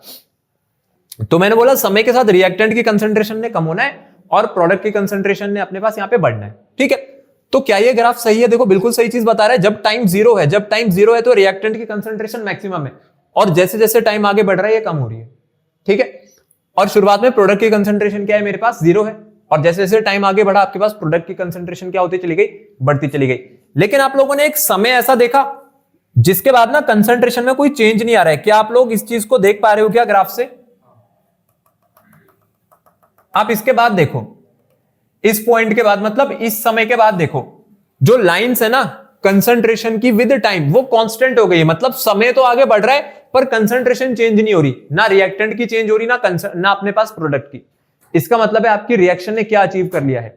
इक्विलिब्रियम। क्योंकि जब इक्विलिब्रियम अचीव हो जाता है ना, तो वहां पर हमारे पास क्या होती है? वहां पर कंसंट्रेशन कांस्टेंट हो जाती है। ठीक है, तो वो कांस्टेंट कंसंट्रेशन हो गई है, ना अब रिएक्टेंट अपनी कंसंट्रेशन चेंज कर रहा है और ना ही प्रोडक्ट। क्योंकि हो क्या रहा होगा, जिस तेजी से रिएक्टेंट आगे प्रोडक्ट में कन्वर्ट हो रहे होंगे, प्रोडक्ट वापस आपको क्या बना करके दे रहा होगा? रिएक्टेंट। तो ना रिएक्टेंट की कंसंट्रेशन में चेंज आ रहा है और ना ही प्रोडक्ट की। तो रिएक्शन रुकी नहीं है आपकी, समय तो बीत रहा है पर कंसंट्रेशन में कोई चेंज नहीं आ रहा है। इट मींस कंसंट्रेशन क्या हो गई है वहां पर मेरे पास?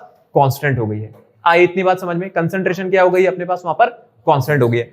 तो यहां से जो समझने वाली बात है वो ये है कि एक पर्टिकुलर टाइम के बाद आपकी रिएक्शन क्या अचीव कर लेती है? इक्विलिब्रियम अचीव कर लेती है। और उसको पता लगाने का सबसे अच्छा तरीका क्या है? अगर आपको ग्राफ दे दिया जाए, आपको देखना है कि कहां से कहां से आपकी रिएक्शन ने कांस्टेंट कंसंट्रेशन वाला जो प्लॉट है वो पकड़ लिया है।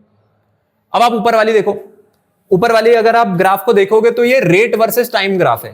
कौन सा ग्राफ है मेरे पास? ये rate versus time graph.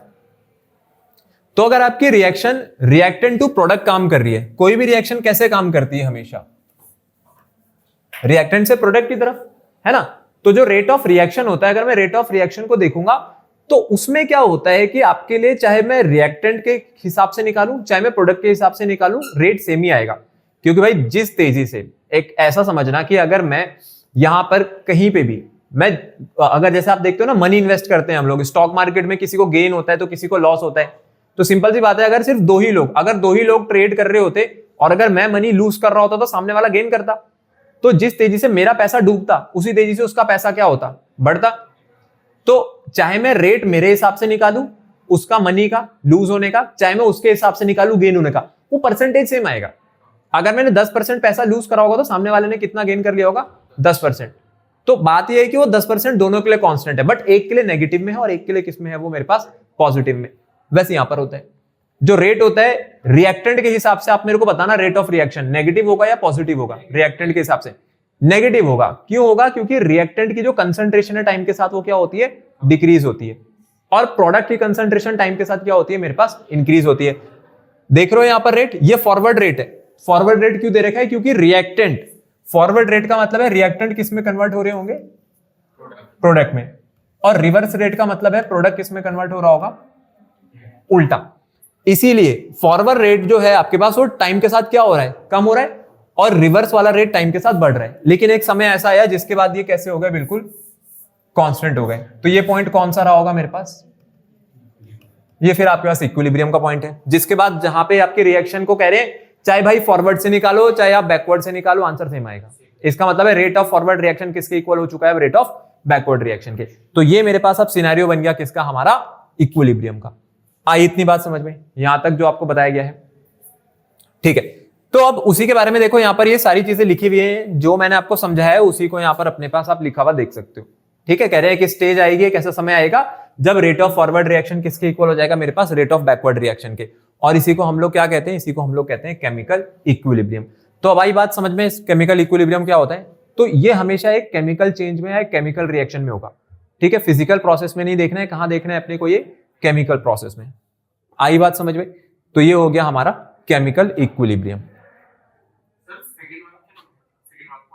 As the reaction proceeds, वो ये बोल रखा है ना उसमें, जैसे ए और बी है, ए और बी मेरे पास रिएक्टेंट है, तो कह रहे हैं ए और बी की कंसंट्रेशन डिक्रीज होगी विद टाइम। बिल्कुल सही है। क्यों सही है? क्योंकि जब जैसे समय आगे बढ़ेगा रिएक्टेंट जो है वो कम होगा कंसंट्रेशन में, और प्रोडक्ट जो है वो कंसंट्रेशन में बढ़ेगा, जैसा भी हम लोगों ने यहाँ पे डिस्कस किया था। अब एक और एग्जांपल से इसको समझ रहे हैं। अब आपके पास एक एग्जांपल आ गया यहाँ पर हेबर्स प्रोसेस का।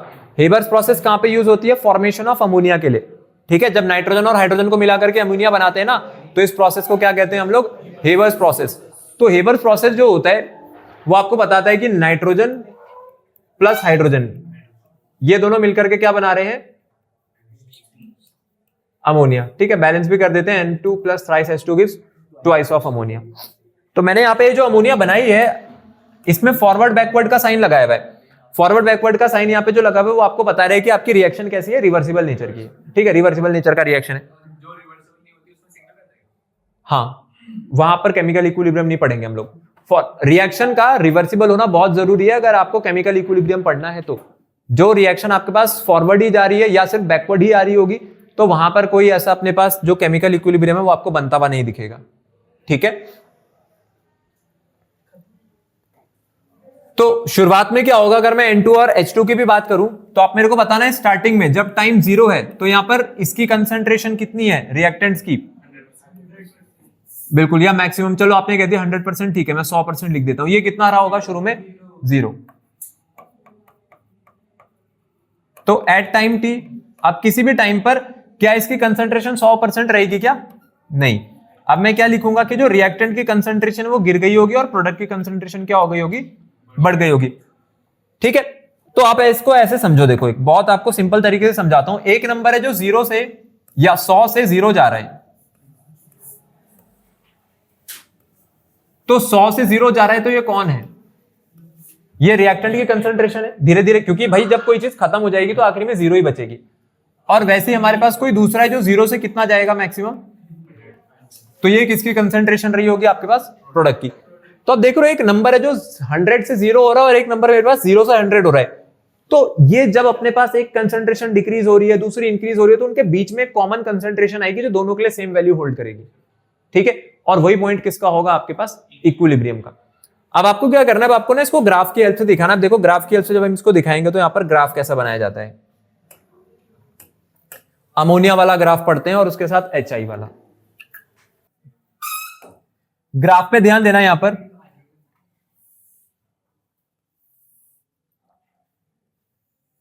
चलो अभी मैं यहां पर जो कंपाउंड्स हैं या अपनी जो स्पीशीज है मैं उनके नाम नहीं लिखता हूं, मैं आपसे पूछता हूं, आप मेरे को बताना कि ये जो ऊपर वाले हैं ना, ये दोनों किसके होने चाहिए, मतलब ये वाला कर्व और ये वाला कर्व, पहला वाला बोलूं दूसरा तीसरा, इनमें से रिएक्टेंट के लिए कर्व कौन सा है,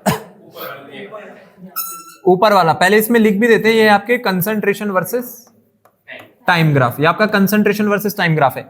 आप देखो कि जो टाइम है, टाइम के साथ कंसंट्रेशन कम हो रही है। अगर टाइम के साथ कंसंट्रेशन कम हुई है तो किसकी समय के साथ कंसंट्रेशन कम होती है, रिएक्टेंट्स की। तो इसमें जो ऊपर वाला है ना, जो दोनों है, ये दोनों होते हैं अपने पास रिएक्टेंट के लिए, जिसमें से ये H2 का होता है, नीचे वाला किसका होता है, N2 का। अब जिसकी टाइम के साथ कंसंट्रेशन बढ़ गई वो कौन रहा होगा फिर आपका प्रोडक्ट, मतलब NH3। तो इसमें कौन सा पॉइंट आपको ऐसा लग रहा है जो इक्विलिब्रियम को बता रहा है, ये वाला पॉइंट। ये मेरे पास किसका पॉइंट हो गया यहां से, इक्विलिब्रियम का। क्यों, क्योंकि इसके बाद ना जो कंसंट्रेशन है वो कंसंट्रेशन कैसी हो गई है, ऑलमोस्ट कांस्टेंट हो गई है। ठीक है, सबकी मैं बिल्कुल सीधा बना देता हूं ताकि आपको लगे कि यहां से जो कंसंट्रेशन है बिल्कुल बराबर है। तो हाइड्रोजन है, नाइट्रोजन है और ये अमोनिया है। ठीक है, हाइड्रोजन जो होती है, हाइड्रोजन की कंसंट्रेशन नाइट्रोजन से ज्यादा रहती है, नाइट्रोजन की उससे कम रहती है। ठीक है, इस रिएक्शन को आगे बढ़ाने के लिए, और ये आपके पास अमोनिया यहां पर फॉर्म हो रही है। तो आई ये चीज आप लोगों को समझ में, हेवर्स प्रोसेस में यहाँ पे जो ग्राफ है आप लोगों को आपकी बुक में भी मिल जाएगा। अब वैसे एक और प्रोसेस स्टडी कर लेते हैं, आपके पास एक और प्रोसेस पे आ जाते हैं आगे। अब देखो ये वाला जो एग्जांपल है, ये वाला एग्जांपल किसका है, HI की फॉर्मेशन का। जब हाइड्रोजन यहाँ पर रिएक्ट करेगा आयोडीन के साथ तो HI बनता है। तो H2+I2 ने HI बनाया। देखो ये कंसंट्रेशन वर्सेस टाइम ग्राफ है। ये जो आप ग्राफ देख रहे हो ना, ये वाला जो ग्राफ यहां पर आ रहा है, मतलब ये जो प्लॉट अपने पास बन रखा है यहाँ पे कर्व, ये लाइन किसकी है, आपके रिएक्टेंट की कंसंट्रेशन है। ठीक है, इस केस में ये दोनों रिएक्टेंट क्यों है, क्योंकि H2+I2 ने HI बनाया है। तो ये रेड वाली किसकी रही होगी फिर, प्रोडक्ट की। ठीक है, एक पॉइंट ऐसा है जिसके बाद इन दोनों की कंसंट्रेशन कैसी हो गई है, बिल्कुल बराबर हो गई है। ठीक है, बिल्कुल कांस्टेंट हो गई है। तो ये इक्विलिब्रियम का पॉइंट है। अब इसी को अगर मैं उल्टे तरीके से पढ़ता, मैं पढ़ता कि पहले HI था, फिर HI डिकम्पोज होकर क्या बना, H2 और I2। क्यों नहीं होगा, बिल्कुल होगा। तो शुरुआत में क्या होगा, यहां पर शुरुआत में HI मैक्सिमम रहा होगा, क्योंकि ये रिएक्टेंट बन गया ना, और टाइम के साथ इसकी कंसंट्रेशन क्या हो रही है, कम हो रही है, और H2 और I2 की वहां पर बढ़ रही है। ये जो H2 और I2 है, अगर आप देखोगे तो H2 और I2 अब प्रोडक्ट हैंड साइड पे बैठे हैं, इसलिए जो नीचे वाला प्लॉट है, जो ग्रीन वाला प्लॉट आप देख रहे हो, वो H2 और I2 के लिए, क्योंकि जैसे जैसे टाइम आगे गया वैसे वैसे यहां पर कंसंट्रेशन बढ़ गई, और जो रिएक्टेंट है उसके टाइम के साथ कंसंट्रेशन क्या हो गई, यहां पर कम हो गई। ठीक है, तो प्लॉट चाहे आप ये वाला देखो या ये वाला देखो, यहां पे डायरेक्शंस जो है वो एक दूसरे के अपोजिट है, बट इक्विलिब्रियम दोनों में ही अचीव हो रखा है। ठीक है, और इक्विलिब्रियम अचीव होने का जो टाइम है इन दोनों रिएक्शन में वो अपने को सेम दिख रहा है। आई बात समझ में। तो ये है आपके पास केमिकल इक्विलिब्रियम का इंट्रोडक्शन। तो इस तरीके से हमारे पास जो केमिकल इक्विलिब्रियम है वो काम करते हैं। तो आपके पास अब अगला जो आज हम लोगों का टॉपिक है, जो नया टॉपिक है आपके पास, ये रहेगा relationship between Kp and Kc. Relationship between Kp and Kc को अगर मैं एक टॉपिक की तरह देखो तो टॉपिक से ज्यादा हमारे पास ये एक डेरिवेशन हो सकता है, क्योंकि अभी हम लोगों ने दो तरीके के इक्विलिब्रियम कांस्टेंट पढ़े। एक पढ़ाई कि जब आपको गैसियस फेज में रिएक्शन गिवन होगी तो वहां पर इक्विलिब्रियम कांस्टेंट किससे डिनोट किया जाता है, हमारा केपी से। और जब आपकी जो इक्वेशन है या जो आपकी रिएक्शन है, अगर वो मेरे पास होती है कंसंट्रेशन की फॉर्म में, मतलब जहां पर मैं मोलैरिटी में एक्सप्रेस कर सकूं चीजें, तो हम लोग केपी यूज नहीं करते, तब हम लोग क्या यूज करते हैं वहां पर, केसी। अब देखेंगे कि केपी और केसी में हमारे पास क्या रिलेशन जो है वो निकल करके आ सकता है। तो सबसे पहली बात, जो केपी है और जो केसी है, पहले मैं यहां पर लिख देता हूं फॉर अ गैसियस रिएक्शन, क्योंकि जो केपी होता है वो गैसियस रिएक्शंस के लिए होता है। तो गैसियस रिएक्शन अगर लेकर के चले यहां पे, so for a gaseous phase reaction, आप कहोगे कि A moles of A plus B moles of B, ये मेरे पास आगे कन्वर्ट हो रहे होंगे C of C plus D of D में। ठीक है, ये अपनी पूरी की पूरी जो इक्वेशन है किसमें है यहाँ पर, ये गैसियस फेज में। तो गैसियस फेज में है तो मोलर कंसंट्रेशन में एक्सप्रेस नहीं होगा। अब क्या एक्सप्रेस होता था यहाँ पर मेरे पास गैसेस का पार्शियल प्रेशर। ठीक है, तो जो Kp है, Kp की वैल्यू कैसे निकलेगी, concentration of products divided by concentration of reactants, but यहाँ पे कंसंट्रेशन की जगह पार्शियल प्रेशर आ जाएगा बस। तो P of C into P of D और divided by partial pressure of A into partial pressure of B। ठीक है, क्या सही लिखा है मैंने? ठीक है, इतना ही लिखेंगे, और भी कुछ यहां पर आना चाहिए। इसकी पावर में इनके मोलर कोफिशिएंट रेज करने हैं आपको, ये बात आप लोग मत भूलना। ठीक है, इसकी पावर में क्या रेज करना है हम लोगों को, इसके मोलर कोफिशिएंट जो यहां पर होते हैं। ठीक, अब एक चीज होती है, आप लोगों ने एक रिलेशन पढ़ा होगा। अब वो रिलेशन क्या था कि जो पीवी है ये किसके इक्वल होता है मेरे पास, एनआरटी के। ठीक है, P into V is equal to NRT. अब अगर मैं यहां पर नंबर ऑफ मोल्स, ठीक है, ये प्रेशर को देखो, यहां पर वॉल्यूम को देखो, और ये नंबर ऑफ मोल्स हैं, तो मुझे बताओ मैं यहां पर प्रेशर को किससे सब्स्टिट्यूट कर सकता हूं, एनआरटी अपॉन वी से। तो ये जो एनआरटी अपॉन वी है, अब इसमें हर जगह क्या लिख दो मेरे पास, एनआरटी अपॉन वी। ठीक है, क्या क्या चीजें कांस्टेंट है जो नहीं बदलेंगी, बताओ क्या क्या चीजें आपके पास कांस्टेंट रहेंगी जो यहां पर नहीं बदलने वाली है। एक तो यूनिवर्सल गैस कांस्टेंट हो गया, और एक क्या हो जाएगा अपने पास यहां पर, टेम्परेचर। तो देखो यहां पर जो पीवी था ये किसके इक्वल है, एनआरटी के, तो P equals to NRT upon V हो गया। अब एक बात आप लोग यहां पे जरा ध्यान से समझना, जैसे आपके पास ये N अपॉन वी बन रहा है, ठीक है, मैं इसको यहीं पर चेंज कर रहा हूं, N बाय वी को यहीं पे चेंज कर देते हैं। कहां पढ़ा है आप लोगों ने एक ऐसा फॉर्मूला जहां पे number of moles divided by volume, किसका फॉर्मूला है ये, number of moles divided by volume. कहां पढ़ करके आए हो आप लोग, मोलैरिटी। मोलैरिटी, क्या आप लोगों को मोलैरिटी का फॉर्मूला याद है, क्या फॉर्मूला पढ़ा था आप लोगों ने मोलैरिटी में? बिल्कुल, अगर नंबर ऑफ मोल्स को डिवाइड कर दिया जाए, किसके नंबर ऑफ मोल्स होते थे ये, और ये वॉल्यूम किसका होता था, सॉल्यूशन का। मोल्स है सॉल्यूट के, वॉल्यूम किसका है मेरे पास, सॉल्यूशन का, इसको हम कहते हैं मोलैरिटी। तो केमिस्ट्री में जो कंसंट्रेशन होती है ना, केमिस्ट्री में मैंने पहले भी बोला है कि कंसंट्रेशन का मतलब होता है आपके पास मोलैरिटी। तो ये जो N अपॉन वी है ना, ये N अपॉन वी किस में चेंज हो जाएगा आपके पास, ये मोलर कंसंट्रेशन है, तो इसको हम लोग लिखते हैं C।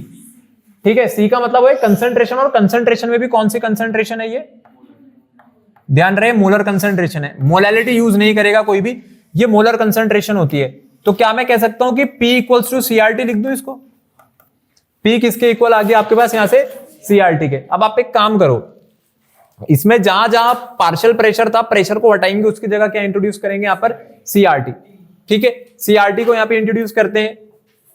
तो अपने पास अभी जो इक्वेशन 1 है, मैं लिख देता हूं यहां पे फ्रॉम इक्वेशन 1। इक्वेशन 1 से देखते हैं क्या निकल करके आया। जो Kp था अभी किसके इक्वल आएगा, PC। PC का मतलब है पार्शियल प्रेशर ऑफ C, तो उसकी जगह क्या आएगा, CRT, पर ये किसके लिए होगा, C के लिए, और इसकी पावर कितनी रेज करी जाएगी मेरे पास, C इंटू CDRT, इसकी पावर आ गई आपके पास D। फिर ये मेरे पास नीचे क्या बनेगा यहां पर, CRT, ये भी CRT रहेगा, बट यहां पर A आ जाएगा, ये पावर A, और यहां पे आ जाएगी इसकी पावर B। ठीक है, यहां तक आई बात समझ में, जितना यहां तक अभी किया गया है।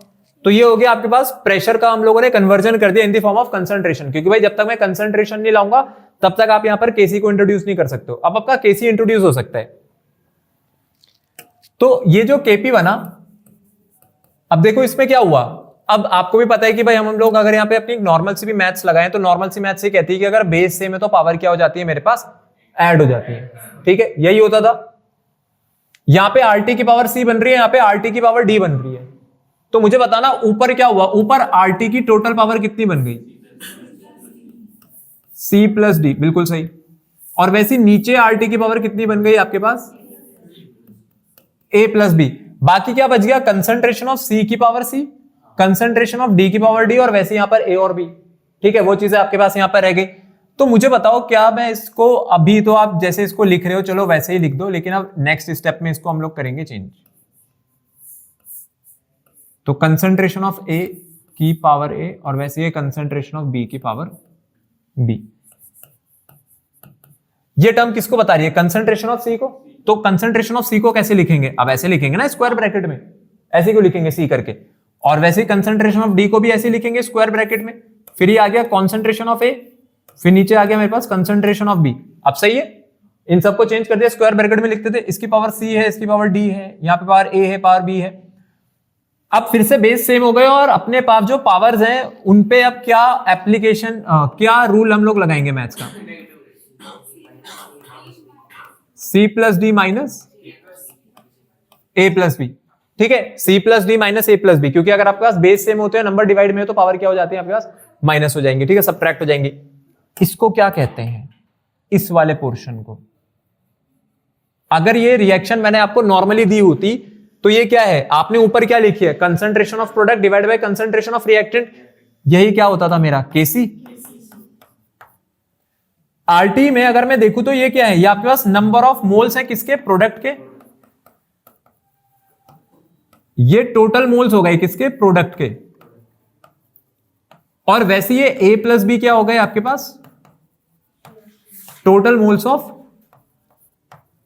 रिएक्टेंट। यही तो हो रहा है, वो टोटल मोल ऑफ प्रोडक्ट है, तो आगे वाला क्या है, टोटल मोल्स ऑफ रिएक्टेंट है।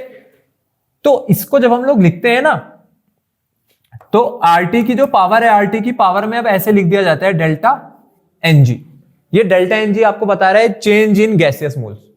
ठीक है, चेंज इन गैसियस मोल्स की टोटल चेंज कितना आया, क्योंकि भाई अगर मैं प्रोडक्ट के मोल्स में से रिएक्टेंट के मोल माइनस कर दूंगा तो मुझे क्या पता चल जाएगा, चेंज इन गैसियस मोल्स। और यही होता है आपके पास रिलेशन बिटवीन केपी एंड केसी। तो केपी किसके इक्वल होता है, केसी इंटू आरटी की पावर डेल्टा एनजी। ये है आपके पास रिलेशनशिप बिटवीन केपी एंड केसी। आई बात समझ में। तो डेल्टा एनजी कैसे निकालेंगे, डेल्टा एनजी को पहली बात तो हम लोग क्या कहते हैं, ये आपके पास चेंज इन गैसियस मोल्स। ये आ गया आपका चेंज इन गैसियस मोल्स। लो, आई बात समझ में। तो ये है हमारा इक्विलिब्रियम कांस्टेंट, और इक्विलिब्रियम कांस्टेंट में ये आ गया आपका रिलेशनशिप बिटवीन केपी एंड केसी। ठीक है, इसके बेसिस पे न्यूमेरिकल आपसे पूछे जाते हैं, तो न्यूमेरिकल में अब आप जो है ये वाला फॉर्मूला यूज करोगे, जहां पे आर क्या रहेगा, मेरा यूनिवर्सल गैस कांस्टेंट रहेगा। ठीक है, ये आपका यूनिवर्सल गैस कांस्टेंट है।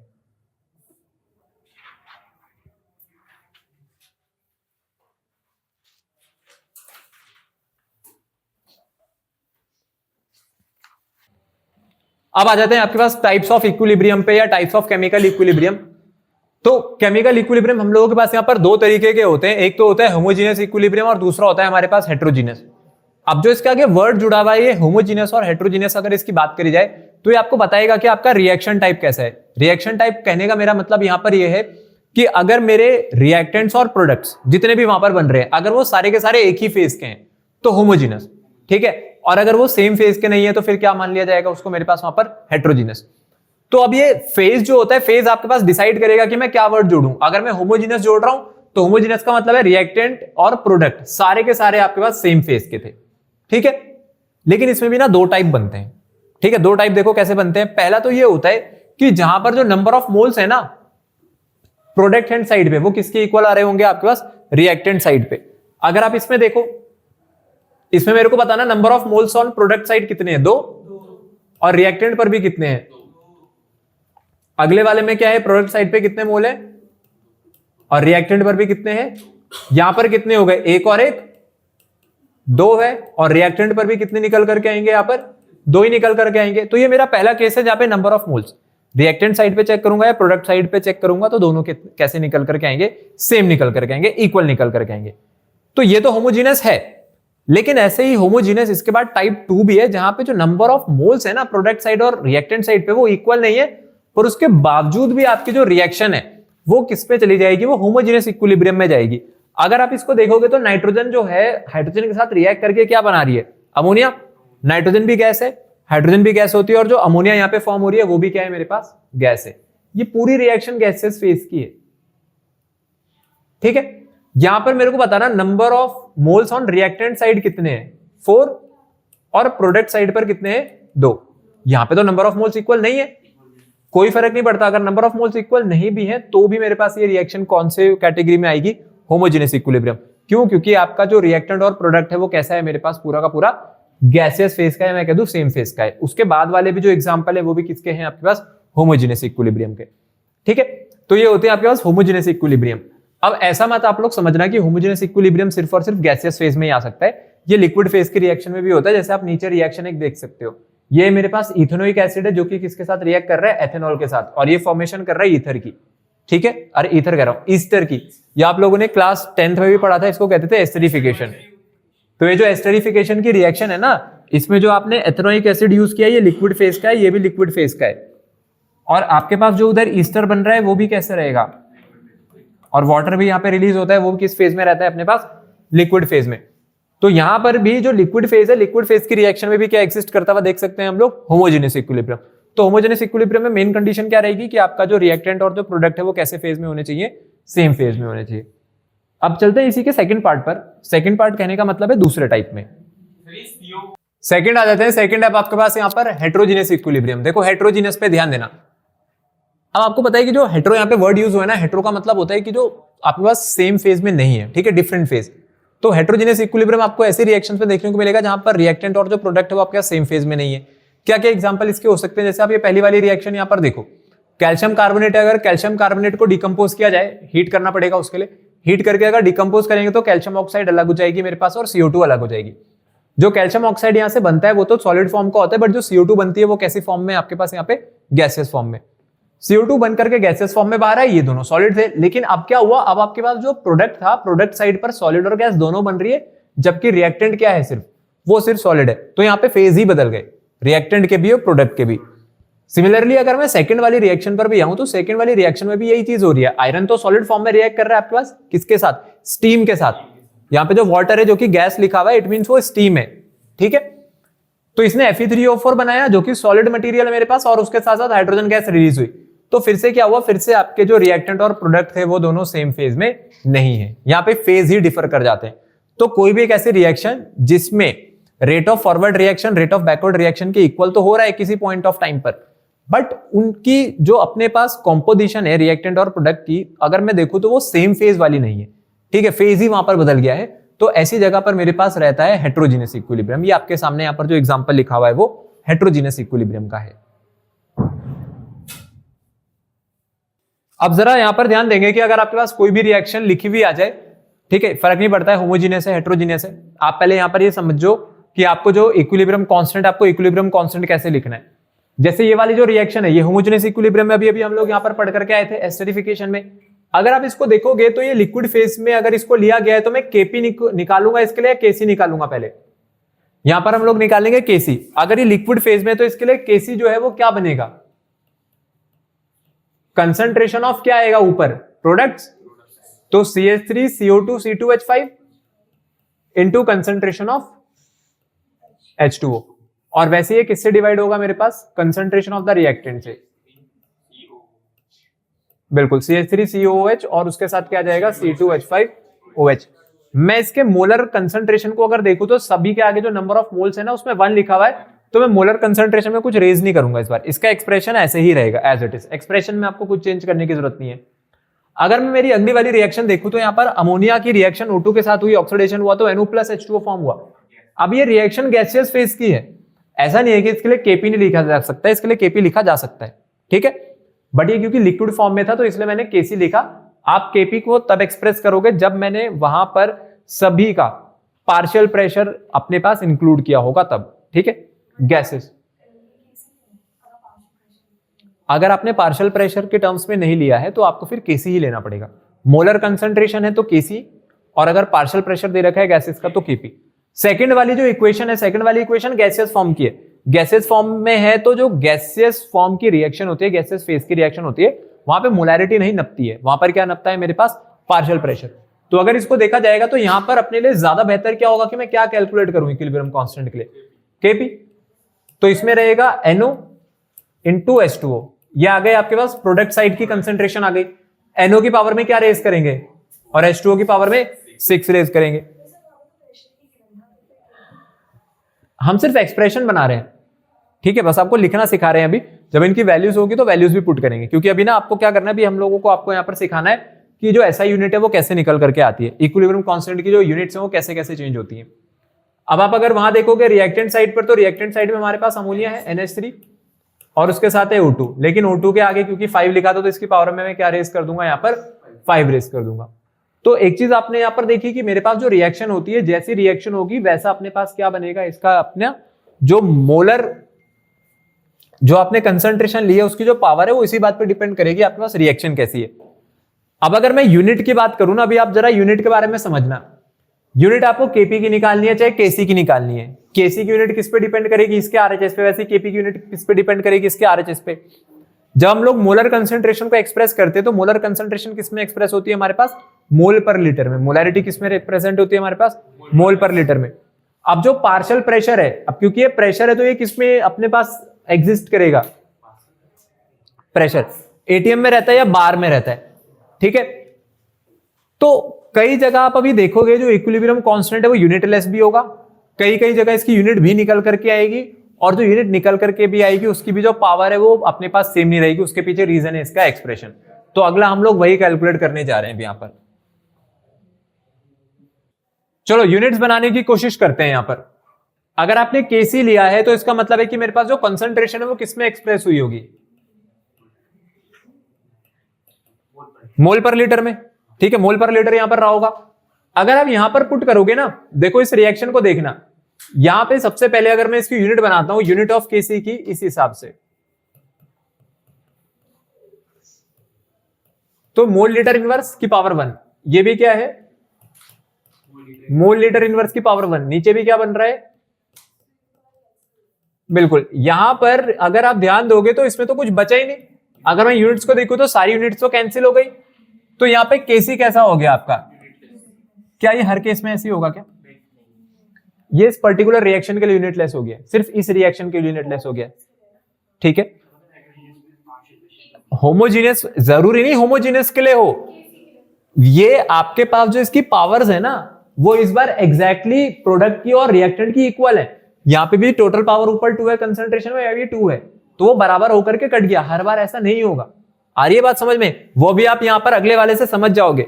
अगर आप अगला वाला देखोगे, यहां पर मेरे को किसकी यूनिट निकालनी है? केपी की।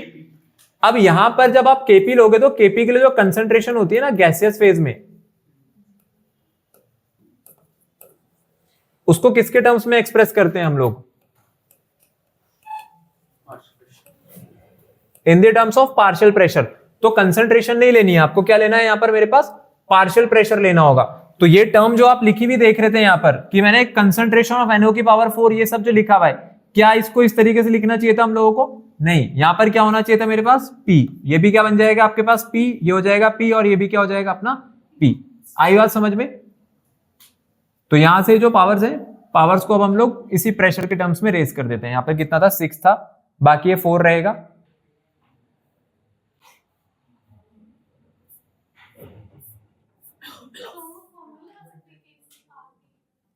नहीं, आपको केपी और केसी तो दोनों लाने ही नहीं है ना, आपको तो एक ही चाहिए। तो प्रेशर ऑफ NO की power 4 into pressure of H2O की पावर कितना आ जाएगा यहां पर? 6। और सिमिलरली मेरे पास जो नीचे अमोनिया था, अमोनिया में तो कोई चेंज नहीं करेंगे हम लोग, क्योंकि इसके मोलर को अगर मैं देखूं, इसके मोल्स को देखूं तो वो 1 है। फिर यहां पर जो पार्शियल प्रेशर ऑफ O2 है, इसकी पावर में कितना रेस करना पड़ेगा अपने को? 5। ठीक है, तो गैसेस फेज जो होती है वहां पे कंसंट्रेशन की जगह हम लोग क्या एक्सप्रेस करते थे? हमारा पार्शियल प्रेशर लेते थे। अब आपको भी पता है कि प्रेशर अगर है तो प्रेशर की यूनिट बता दो मेरे को, प्रेशर किस में होगा? या तो ये एटीएम में लिया जाएगा या फिर बार में लिया जाएगा। तो अगर आप यहां से यूनिट बनाओगे, किसकी यूनिट बनानी है हम लोगों को इस बार? अपना केपी की यूनिट बनानी है। तो जब आप केपी की यूनिट बनाओगे तो आप देखो, अगर आप कह रहे हो मैं एटीएम में ले रहा हूं, तो पहले क्या बन रहा है? एटीएम की पावर 4, फिर ये क्या है? एटीएम की पावर 6 है, फिर नीचे क्या है? देखो सिर्फ एक आएगा एटीएम, और इधर क्या आएगा? एटीएम की पावर 5। तो एटीएम इंटू एटीएम, इसकी पावर 1 है, 5 है, टोटल कितना हो गया? 6। तो इसने तो इसको पूरा कैंसिल कर दिया। क्या इस बार भी आपका ये यूनिटलेस आया क्या? तो एटीएम की पावर 4 आ रहा है, या फिर आ रहा है मेरे पास ये बार की पावर? तो इस बार ये यूनिटलेस नहीं है। तो यूनिट ऑफ केपी अगर मैं देखूं तो पिछली बार जैसे केसी यूनिटलेस हो गया था, इस बार केपी यूनिटलेस नहीं हुआ। इट मींस जो आपके पास यूनिट है केपी और केसी की, वो इस बात पे डिपेंड करेगी आपका रिएक्शन टाइप कैसा है, आपकी रिएक्शन कौन सी है। ठीक है, मैं यहां पर कोई एक आंसर नहीं दे सकता हूं आपको कि मोल पर लीटर ही हो गया है, मोल पर लीटर का स्क्वायर होगा, क्यों होगा? नहीं, वो आपके पास एक रिएक्शन जो है, रिएक्शन जैसे जैसे चेंज होती रहेगी वैसे वैसे ये भी अपने पास चेंज होता चला जाएगा। अगला आप देखो, जैसे ये रिएक्शन है, इस रिएक्शन की अगर हम लोग बात करें तो ये आपका एक्वस लिखा है इसके आगे, जैसे Fe3 positive, Fe3 positive aqueous. मतलब मैंने जो फेरिक आयन है, फेरिक आयन को यहां पर वाटर में डिसॉल्व करा होगा उसके एक्वस सॉल्यूशन में, तो यहां पर भी क्या एक्सप्रेस होगा, केपी तो एक्सप्रेस नहीं होगा, तो केसी ही एक्सप्रेस होगा। ठीक है, अब जब इस पे केसी एक्सप्रेस किया गया तो FeSCN जो है मेरे पास, ये आप इसको देखोगे तो एक सेकंड इसको थोड़ा ठीक करके लिख देते हैं। ये हो गया मेरे पास यहां पर इसका कंसंट्रेशन वाला पार्ट।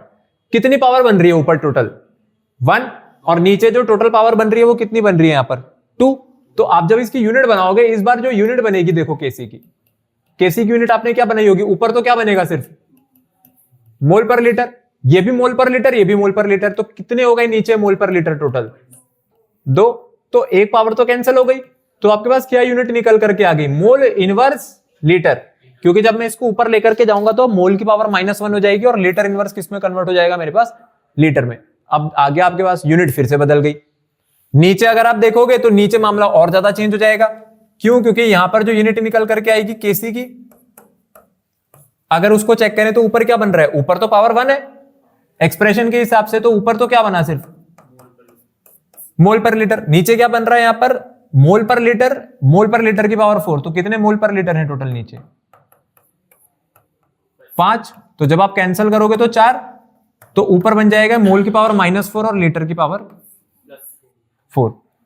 तो कहीं पर भी मैं एक आंसर नहीं दे सकता हूं। ठीक है, आपके पास जैसे जैसे रिएक्शन चेंज होती जा रही है वैसे वैसे आपके पास इक्विलिब्रियम कांस्टेंट की यूनिट भी चेंज हो जा रही है, तो इसलिए ध्यान रखना। अब मैं आपको पता है क्यों बता रहा हूं, क्योंकि जब आपके पास न्यूमेरिकल आता है ना करने को, तो न्यूमेरिकल में यूनिट जो है वो नहीं लिखी हुई होती है, यूनिट लिखो, बच्चे आंसर निकाल देते हैं इसका, आप लोग भी निकाल दोगे क्योंकि क्वेश्चन ऐसा डिफिकल्ट बनता ही नहीं है, आप यूनिट ही नहीं लिखोगे। और जिसने यूनिट नहीं लिखी हुई है उसको टीचर मार्क्स ही नहीं देगा, जानबूझ के नहीं देता मार्क्स, कहेगा कि यूनिट नहीं लिखी हुई तो क्वेश्चन इनकम्प्लीट है। और अगर यूनिट लिखोगे, आधे बच्चों को तो क्या ध्यान आता है वहां पे, क्योंकि पढ़ के तो गए नहीं है, तो उनको क्या ध्यान रहता है कि ये तो रेशियो है, कि अगर ऊपर कंसंट्रेशन है तो नीचे भी कंसंट्रेशन है, तो रेशियो है तो यूनिट तो वैसे ही कट जाएंगी, उसको ये ध्यान होगा, तो वो आधे तो लिख देते हैं कि it is a unitless quantity. ये बात बिल्कुल गलत है। इसमें जो आपके पास यूनिट है वो होती है और वो आपके रिएक्शन टाइप पे डिपेंड करती है, और जैसे जैसे रिएक्शन चेंज होगी रिएक्शन के साथ साथ यूनिट भी अपने पास चेंज होती जाती है। तो देखो, अगर आपको यूनिट्स यहां पर बनानी है तो यूनिट्स बनाने के लिए हम अगर चीजों को सिंप्लीफाई करें तो कैसे सिंप्लीफाई कर सकते हैं, जनरल रिएक्शन लेते हैं अपनी, जब भी आप कहीं फंसो तो एक जनरल केस लेकर के चल दो, आप कह दो कि फॉर अ जनरल रिएक्शन ये मेरे पास कन्वर्ट हो रहा होगा ए और बी किसमें, सी में और डी में। ठीक है, पहला केस लेते हैं कि ये मेरे पास जो रिएक्शन है, चलो मैं कहता हूं गैसियस फेज की नहीं है। ठीक है, ये किसके लिए हो गया, फॉर अ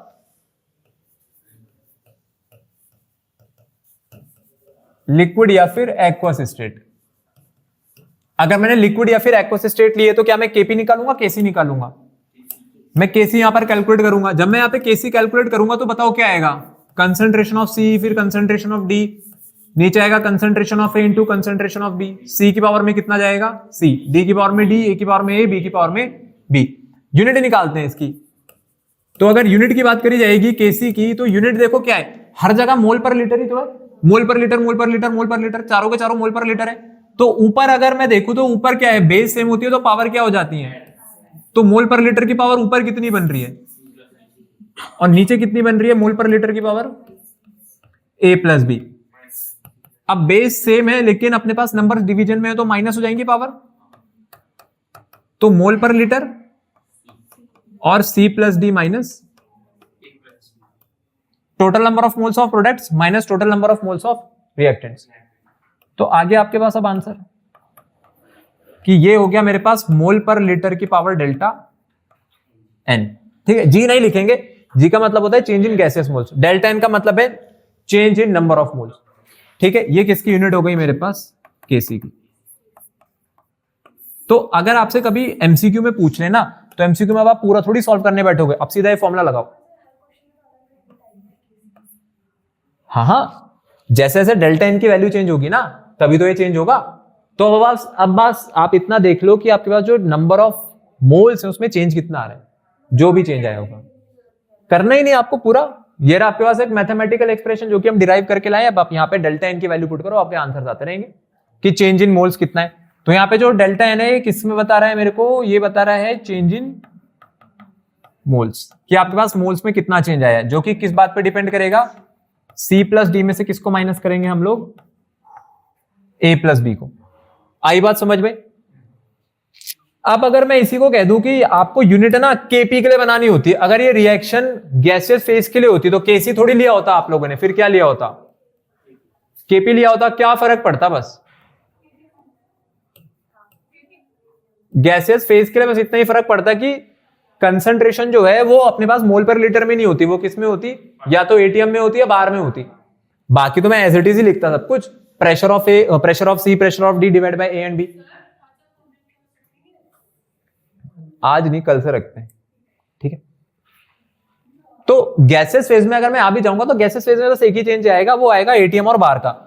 तो अगर मैं यूनिट की बात करूं तो यूनिट क्या बननी चाहिए? देखो केपी की, जो आपने मोल पर लीटर है, मोल पर लीटर को आप किससे रिप्लेस कर देना? एटीएम से। या अगर कोई बार में कर रहा है तो बार लिख देना, और इसकी पावर में वही क्या आ जाएगा मेरे पास? Delta N. ठीक है, जहां पे डेल्टा एन किसको बता रहा है मेरे पास? चेंज इन मोल्स को, कि आपके पास मोल्स में कितना चेंज आ रहा है। हाँ लिख सकते हो आप इसको, डेल्टा एनजी कर दो। जैसे डेल्टा एनजी का मतलब हो गया चेंज इन गैसियस मोल्स, कि आपके पास टोटल जो नंबर ऑफ मोल्स है उसमें चेंज कितना आया फॉर अ गैसियस फेज। तो अब आपको पूरा नहीं सॉल्व करना पड़ेगा। अब आपके पास एमसीक्यू आ रहा है तो अब उसमें 5 मिनट थोड़ी खराब करोगे अपने, कि आप पूरी रिएक्शन को आखिरी तक डिराइव करके ला रहे हो बार बार। आप सीधा ये फॉर्मुला लगाओ, सीधा एक्सप्रेशन यूज करो जब आपको यहाँ पर पढ़ा दिया गया है, और उससे आपके सारे आंसर जो है वो आते चले जाएंगे। तो इसी के साथ हमारे पास यहाँ पर ये टॉपिक खत्म होता है, types of chemical equilibria, including आपके पास यूनिट जो हम लोगों ने यहाँ पर पढ़ी है केपी और केसी की। ठीक है, अब आप लोगों का इसके बाद इक्विलिब्रियम कांस्टेंट जो हम लोग पढ़ करके आए हैं, 2 तरीके के इक्विलिब्रियम कांस्टेंट हम लोगों ने पढ़े थे। एक पढ़ा था अपने पास केपी और दूसरा क्या था अपने पास वहीं पे केसी।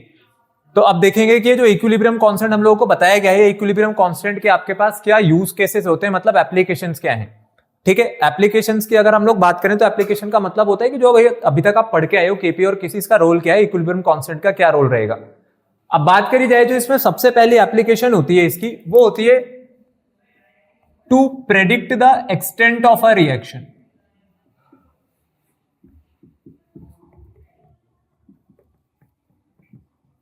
किसी भी रिएक्शन का जो एक्सटेंट हम लोग प्रेडिक्ट करते हैं वो भी किसके बेसिस पे प्रेडिक्ट किया जाता है? यहां पर इक्विलिब्रियम कांस्टेंट की वैल्यू पर। ठीक है, अब यहां पे जो एक्सटेंट की प्रेडिक्शन हो रही है ना, देखो एक्सटेंट का मतलब होता है, आपको पता है कि भाई मेरे पास जो रिएक्शन है वो फॉरवर्ड भी जाती है, कुछ ऐसी होंगी जो बैकवर्ड भी आएंगी। तो इक्विलिब्रियम कांस्टेंट की जो वैल्यू होती है ना, अब आपको